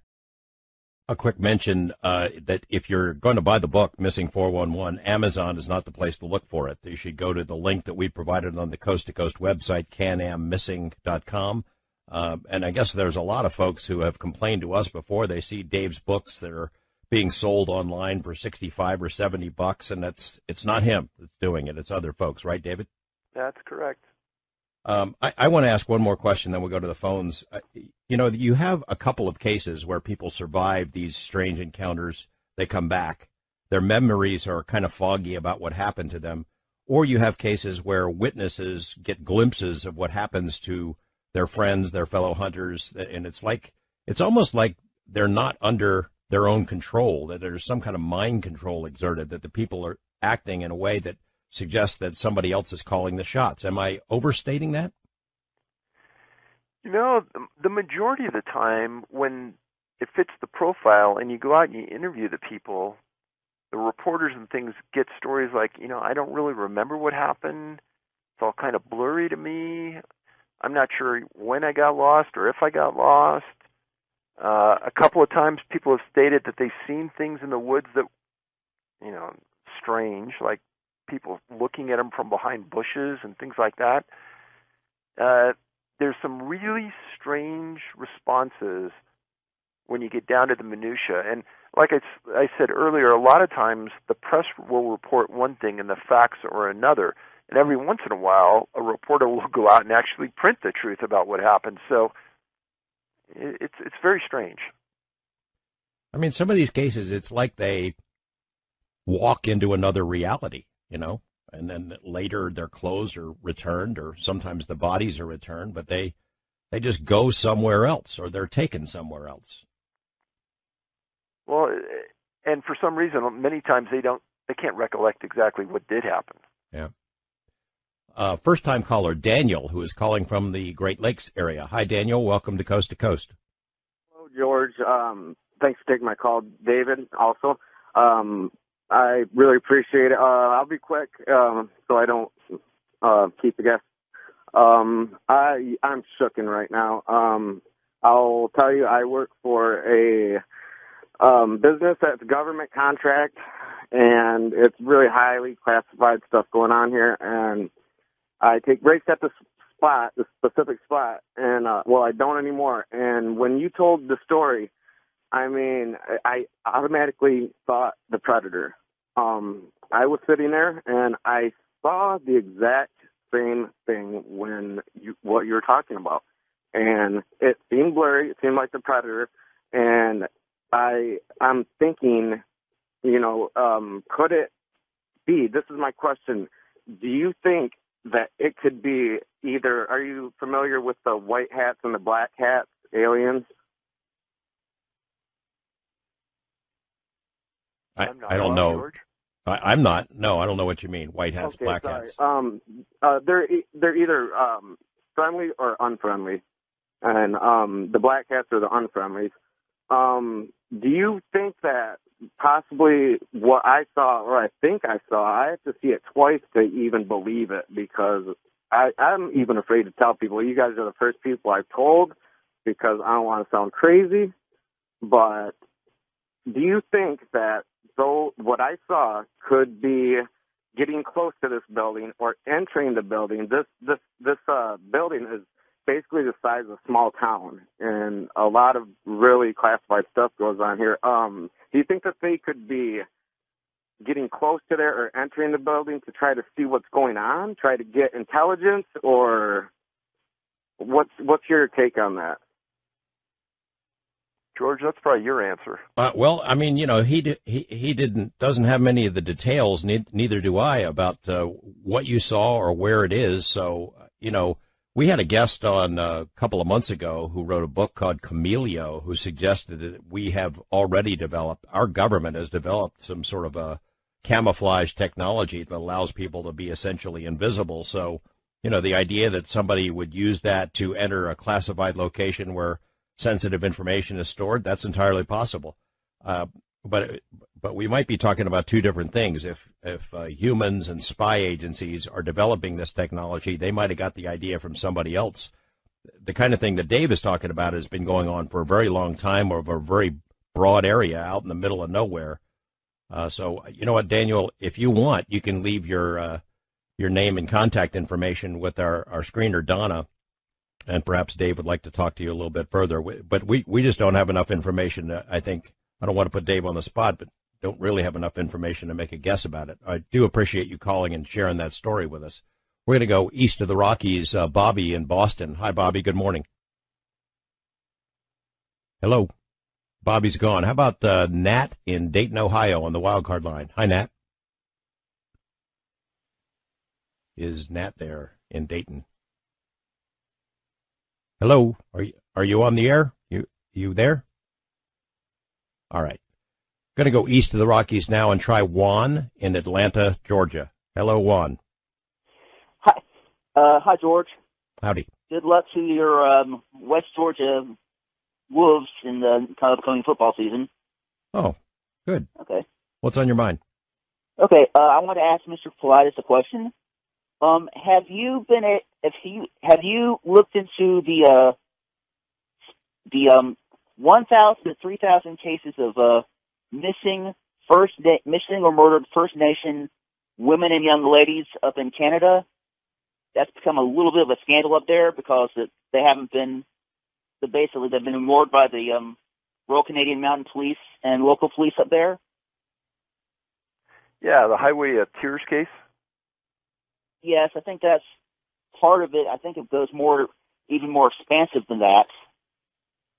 The problem, the issue with that is, first of all, they have a task force of almost 100 police officers working that case, and all indications are it's a serial killer working that highway.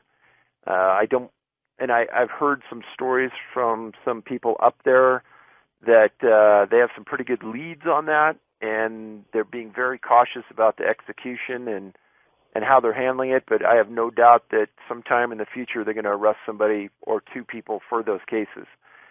Talking about the Highway of Tears. Now, the First Nations issue and same with Native American tribal issues, there's a huge problem there with drug abuse, alcohol abuse, and reporting, and sometimes it's very difficult to weave your way through facts and fiction and find out exactly what is going on there, but they do have major issues there.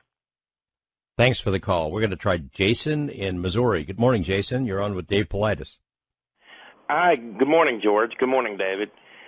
I called and talked to David about a year ago on George Norrie's show, and but I forgot to tell. I don't know if David remembers or not. I had the same experience that David had in the woods, where I'd gotten lost. I was deer hunting, and I got like 10 miles deep in the woods, and I was in Ironton, Missouri, and the woods are really thick back there, and the woods went dead, just like David had reported what would happen to him.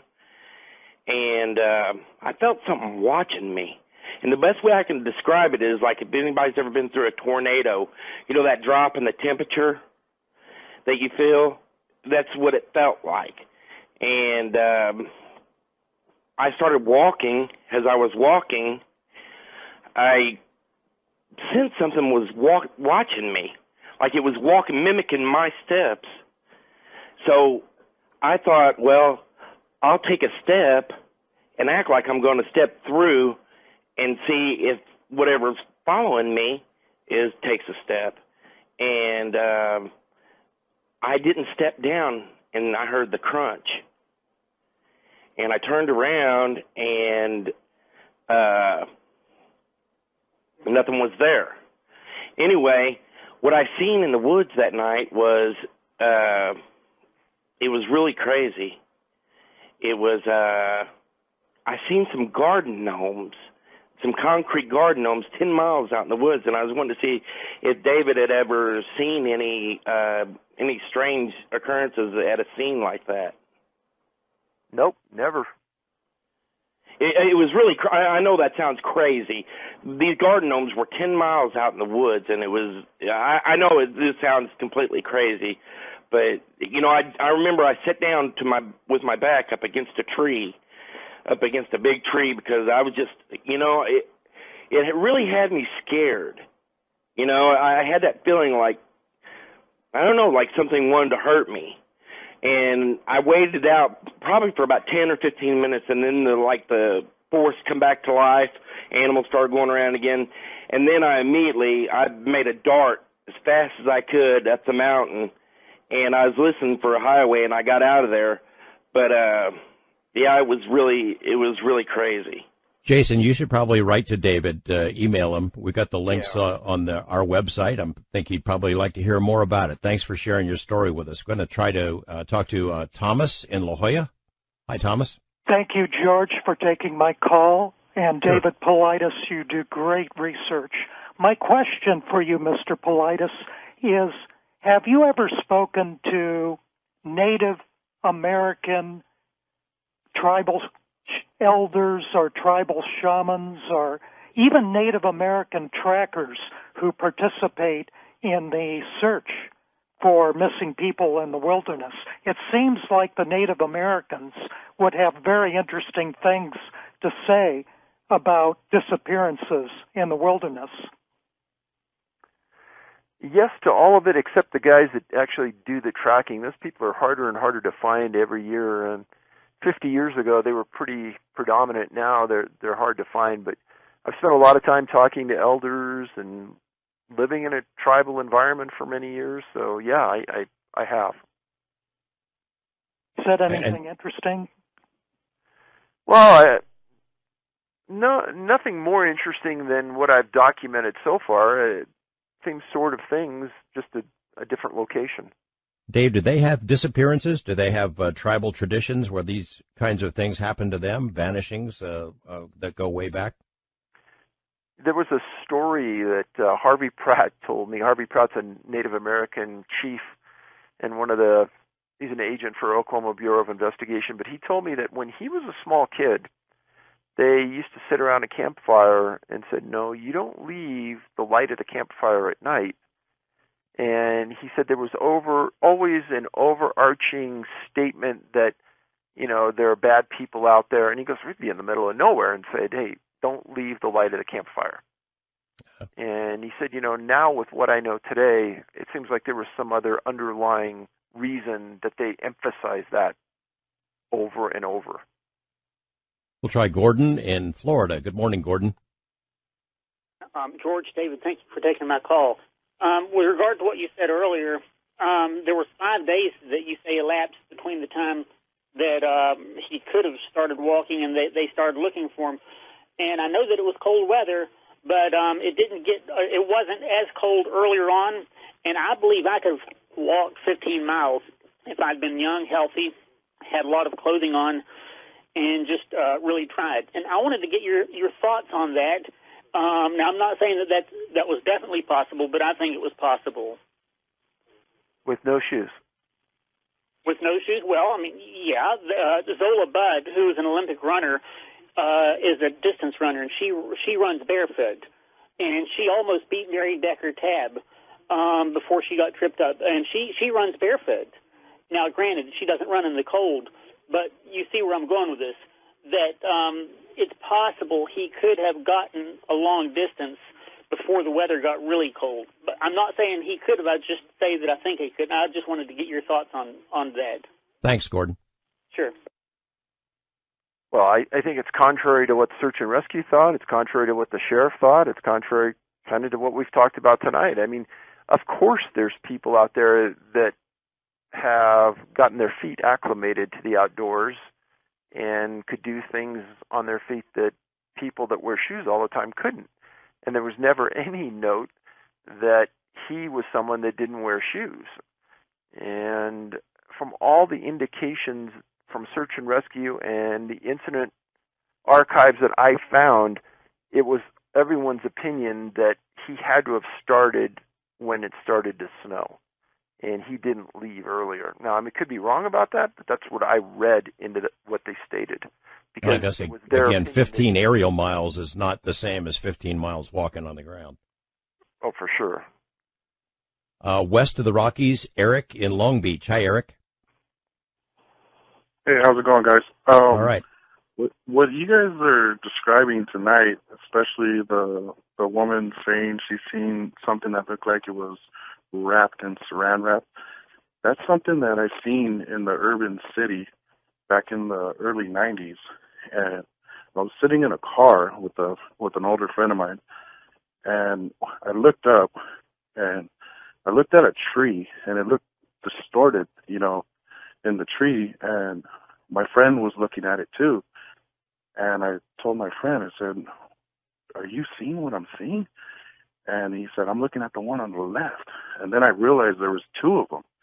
And when they focused their vision on us, they had the most bloodshot, red, glowing type eyes. But one thing I noticed is they noticed us, and it's almost like I can understand what they were saying to each other, and they were in amazement that we were actually able to see them. So, long story short, we darted out of there as fast as we could. I mean, it was just, our reaction. We were scared, out of our mind. But I talked to somebody a couple years later, an older guy in the neighborhood, about it, and he said, "Oh, you guys seen the tree people?" So a lot of people for years have been seeing those people around here. They don't have no shape to them, and usually people have seen them. People in the neighborhood would disappear around that time, is when, those things would show up in the neighborhood. And Eric, we're about out of time. I'm going to let Dave respond, but maybe you should also write to him at the links we have. Dave, a reaction to that? Sounds interesting. I really don't have any other response. Maybe that's your next book project, is the tree people. Yeah. Thanks for hanging with us tonight, David, and I recommend that people check out this book. The Bruce Maccabee story alone is worth digging into and seeing that photo. It's a good work again, and I think it feels like you're inching closer to some answers, if that's even possible. Are you still encouraged that it is a solvable mystery? Boy, that's $1 million question, George. I don't know. I mean, there's so many different twists and turns to this road, it's hard to say. Well, I hope people will check out this book. If you haven't read the earlier ones, check those out as well. We've got the links on our website. Thanks to our callers there. In a moment, Ben Paulides has been working with David on the movie version of Missing 411. Will be joining us to talk about where the film stands and how the production is going. And a lot of the folks who are listening tonight likely contributed to the production of that movie. So we'll be right back with more Coast to Coast AM. The song is called Back on the Map. It's Casey Musgraves, who she's carved out her own spot on the map. Musically has her own niche. No one else quite like her in popular music these days. If you don't know her, you should check it out. Several weeks ago, I was given a sneak preview of Missing 411, the movie. It's a documentary film being produced to tell the stories that we've been talking about tonight and others, the stories of people who've lost loved ones, folks who have vanished, and the story of the investigation that Dave Paulides started some years ago. The film is now edited, I'm told. It's being entered in some prestigious festivals. The man who directed it is Ben Paulides, David's son, and he's going to join me in just a minute to talk about the film, where it is, and how folks can see it. And then we'll take your calls and questions about the subject matter as well. Stick around for our final hour of Coast to Coast. Missing 411, the movie, has been edited, produced. It's ready to be seen at a couple of festivals. Its director is Ben Paulides. Welcome him to the program for the first time. Ben, good to have you here. Hey, George. Thanks for having me on. It's really great to finally be on the show. So give us sort of the status report. A lot of the folks who are listening tonight probably helped with the crowdsource funding of the project. Where did things stand? How do you like it? Yeah, so the film is completed. We've shown it to a select few people, you being one of them. And so far, the feedback has been overwhelmingly positive. I think I actually co-directed it with Michael DeGrazier, who you met when we all met in Las Vegas. And he also co-edited it. And between him and I think we have something like 100,000 hours invested just in this film. So it's been a super long journey. We're thrilled that we're nearing the finish line and we can get this out to everybody because it's something that we're so proud of. I mean, to carry on the work that my dad has done and get that kind of opportunity. I mean, we're really excited to get it out there. So spill some family secrets. Did you want to work on this? Did you ask your father, hey, can I get in on it? Or did he ask you? No, yeah, I actually had to sell him on my ability because I came straight out of undergrad and, I knew I wanted to do film and he was, he had been approached by several other groups of people who were going to take the material and kind of do something with it that wasn't maybe ethical or moral. And we both knew that it needed to be a film that told the truth, that stayed true to the families, that stayed true to the facts, especially. And so when I proposed this plan for the film and told him that I would bring in Michael, who had a ton of experience, to be co-director, I would produce, he was pretty impressed. And luckily we raised all the money on Kickstarter and made a really great Kickstarter video, and the support's been just absolutely overwhelming. Give me your take on it from inside the family as your dad has gone down this very strange path. When you first start reading these books, what are you thinking? Has Dad gone around the bend, or is this really interesting? Were you hooked right off the bat, or what? No, I mean, I've always been super intrigued by his work. I don't think I fully appreciated it until I was a bit older and I had some kind of life experience for myself because, I think there's an old saying that, one murder is a tragedy, but 6 million's a statistic, and we tried to, in the documentary, give a human face to the work because, I mean, you can read and you can kind of get lost in the statistics, but it was really important. And, my dad was a huge supporter of this the whole time. Let's tell a human story. So that's what always attracted me to the material was the emotional core and just like these families that are living without any closure whatsoever.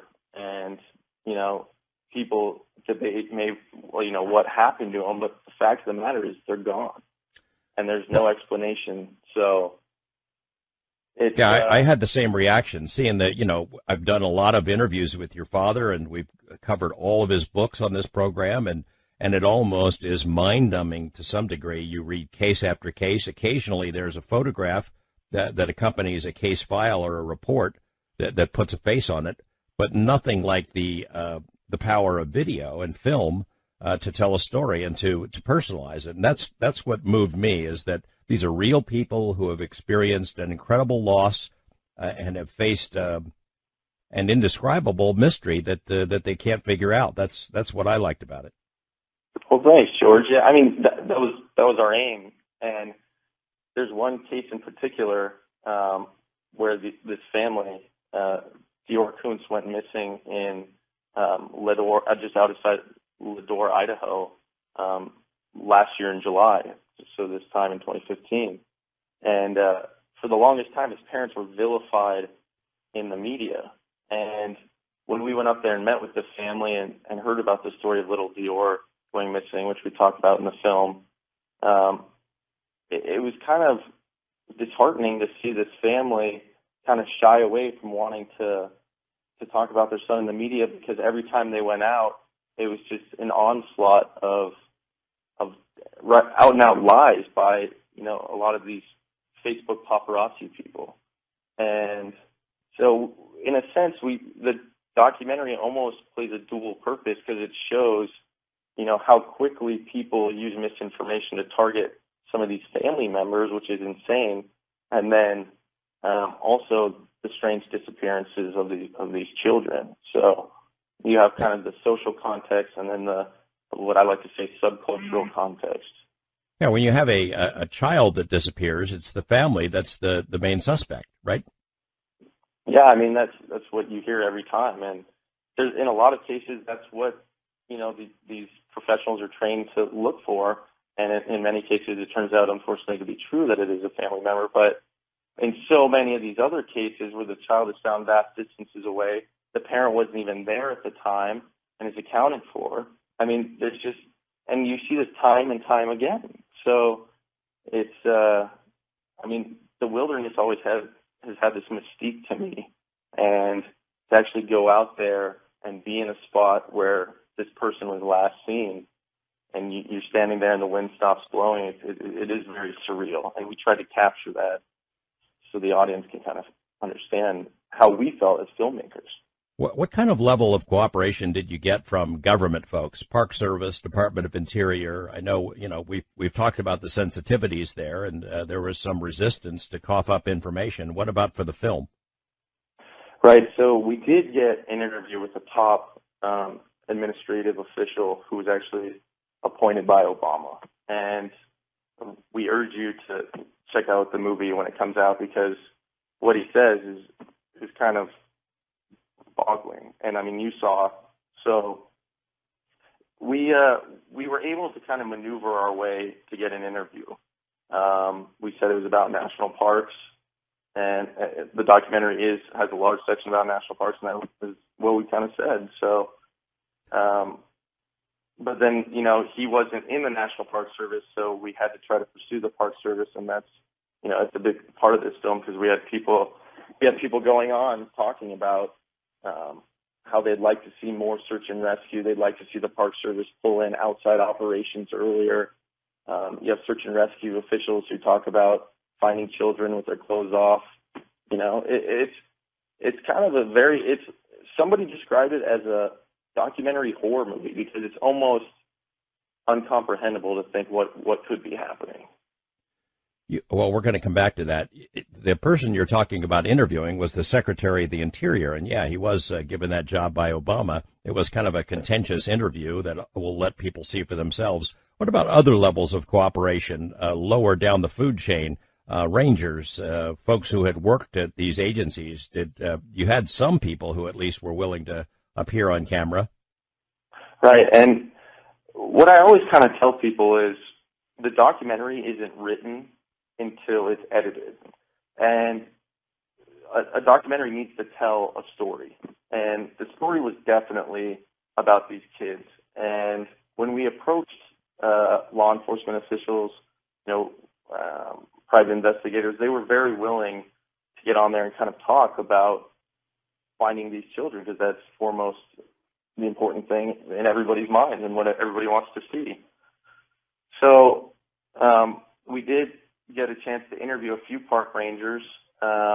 Most of them went off camera, but and you know, you look at maybe 10 cases initially when you're filming, and it boils down to 4 at the end because you simply you don't get enough leads, and because that's what we're trying to, you know, be out there doing, is kind of reporting on this stuff.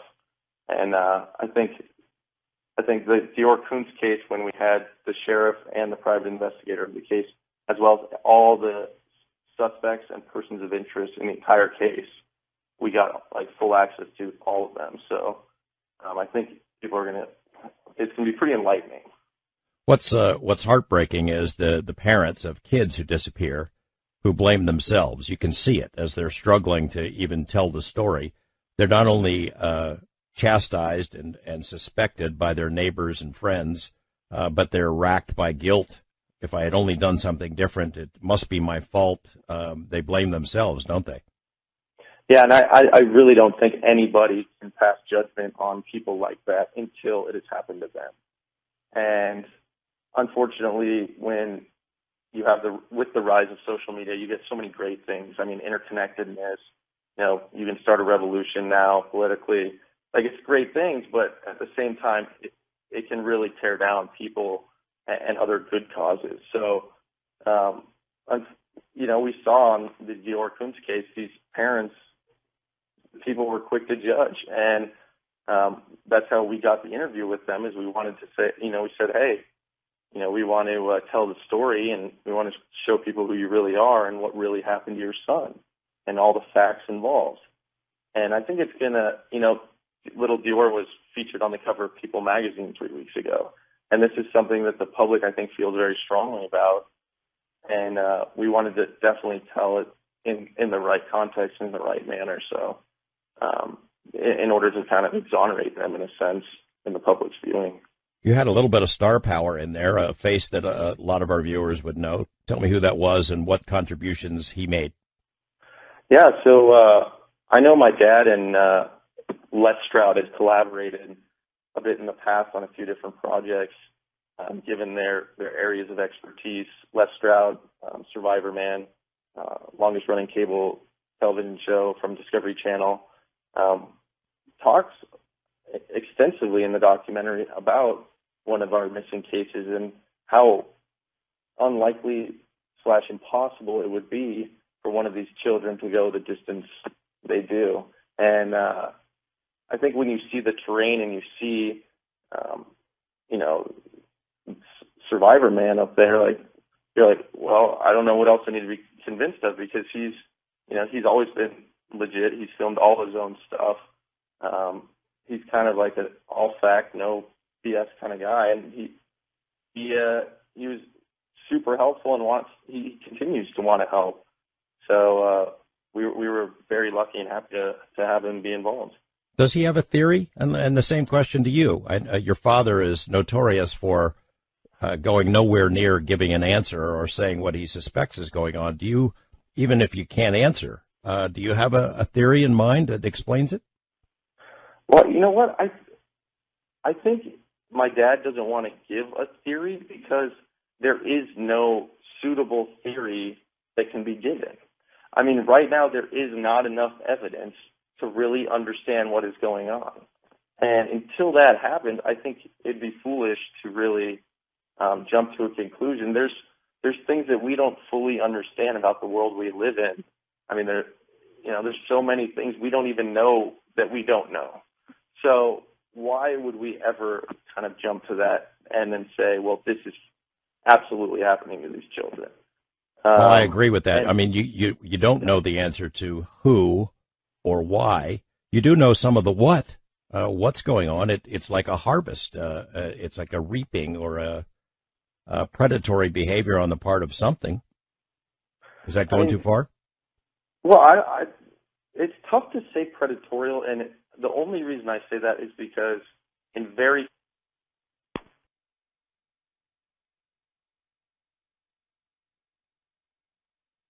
Hello? We're going to hold on a second here for Ben. We've got a lot of callers on the line, and maybe we'll try. There's a caller from Melbourne, Australia. I was going to open up the phone lines in a moment. What we were going to get into in a second was about the film itself. It's been entered in a couple of festivals. I think one is Telluride. They won't know for a little bit whether or not it's accepted. What I don't know the answer to is whether when the public will be able to see the film and what venue they will use to distribute it. So when we get Ben back on the phone, maybe he can tell us. In the meantime, we'll just go to the phones and start taking some calls from our listeners. There's Paul in Melbourne, Australia. Hi, Paul. Are you there? Yeah, I'm there. Hi, how you doing? What's on your mind? You listening? You David's called gone us. off the Would you air. like to talk about this? Yeah, David's gone off the air, hasn't he?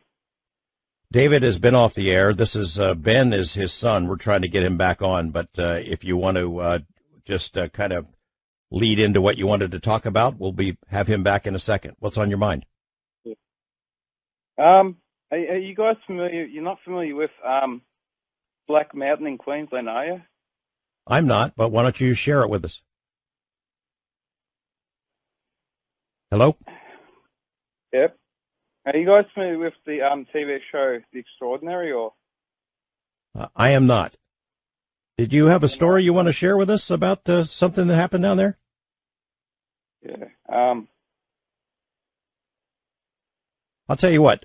You can call back, and we'll talk about it another time. Ben, if you're back, can you tell us about the festivals that you've entered the film in and where things stand, and then when the general public can start to see it?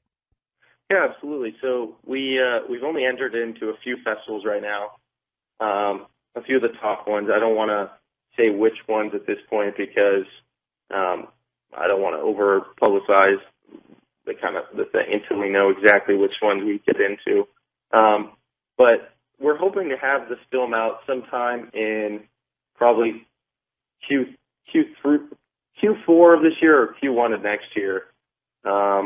And that's just dependent on what festivals we get into. But the independent film route, in order to kind of rise the ranks, takes a longer process than we had originally anticipated. But we're gonna get it out there as quickly as we can because we think it's important. What's the platform for the public to see it, though? In theaters or on video or on demand or what? We're probably going to aim for a streaming service or a network.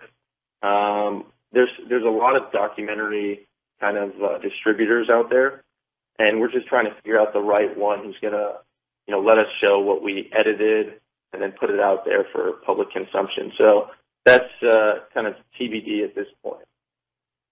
And I know that the crowdfunding was the way you raised the money for it. Did you have enough? I guess it's never enough. Right. I mean, in filmmaking, you always plan for the worst and hope for the best. But I mean, we had a lot of money, and so many of the people that worked on the project took reduced rates or didn't get paid at all, just to see this thing get through. And the people I've shown it to say that it looks more like $1 million documentary than just a $100,000 documentary. So we're pretty happy with the production value and kind of what the team was able to put together, And like I said before, Michael DeGrazier, my co-director and editor, he did a phenomenal job. All right. We're talking with Ben Paulides. When we come back, we open up the phone lines with your questions about Missing 411, the movie, or whatever else you got on your mind. Stick with us. Patsy Cline takes us into the break. From 1964, that's the Beatles, I'll Be Back. We're talking with Ben Paulides, the co-director of the Missing 411 movie. He is ready to take your questions and comments both about the movie and about the work he's done with his father.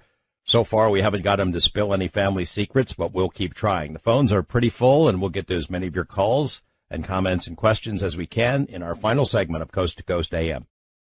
Welcome back to our final segment this evening. Ben Paulides is my guest. We go to the phones. First-time caller, Cameron in Downey, California. Hi, Cameron. Welcome to the program. Hello, Cameron. Hello. Hi. Hi. What's on your mind? Yeah, I actually had a question for Dave, but since he's not on the air, I'll just ask you guys anyways. So I've been following you guys for quite a while since you've been doing the Missing 411, and there's plenty of trends that are pretty evident throughout all his books. But I'm just wondering, has there ever been any thought put into maybe testing some of the DNA and seeing if there's any similarities with genetics? That's something, I mean, if people are getting abducted or they're going missing, I don't want to draw any conclusions in respect to Dave, but perhaps that's something that's been overlooked. There might be a genetic similarities between the people who are missing and Interesting maybe point. that's why they're being abducted. Ben, any discussion about genetic similarities or some kind of DNA link? That's an interesting point he brings up. I don't know. I think it's interesting that there's a lot of crippled and handicapped children that go missing, and one could argue that maybe that's due to their condition, but maybe they're being targeted because of their genetics. I'm not one to speculate either way, but I think it's an interesting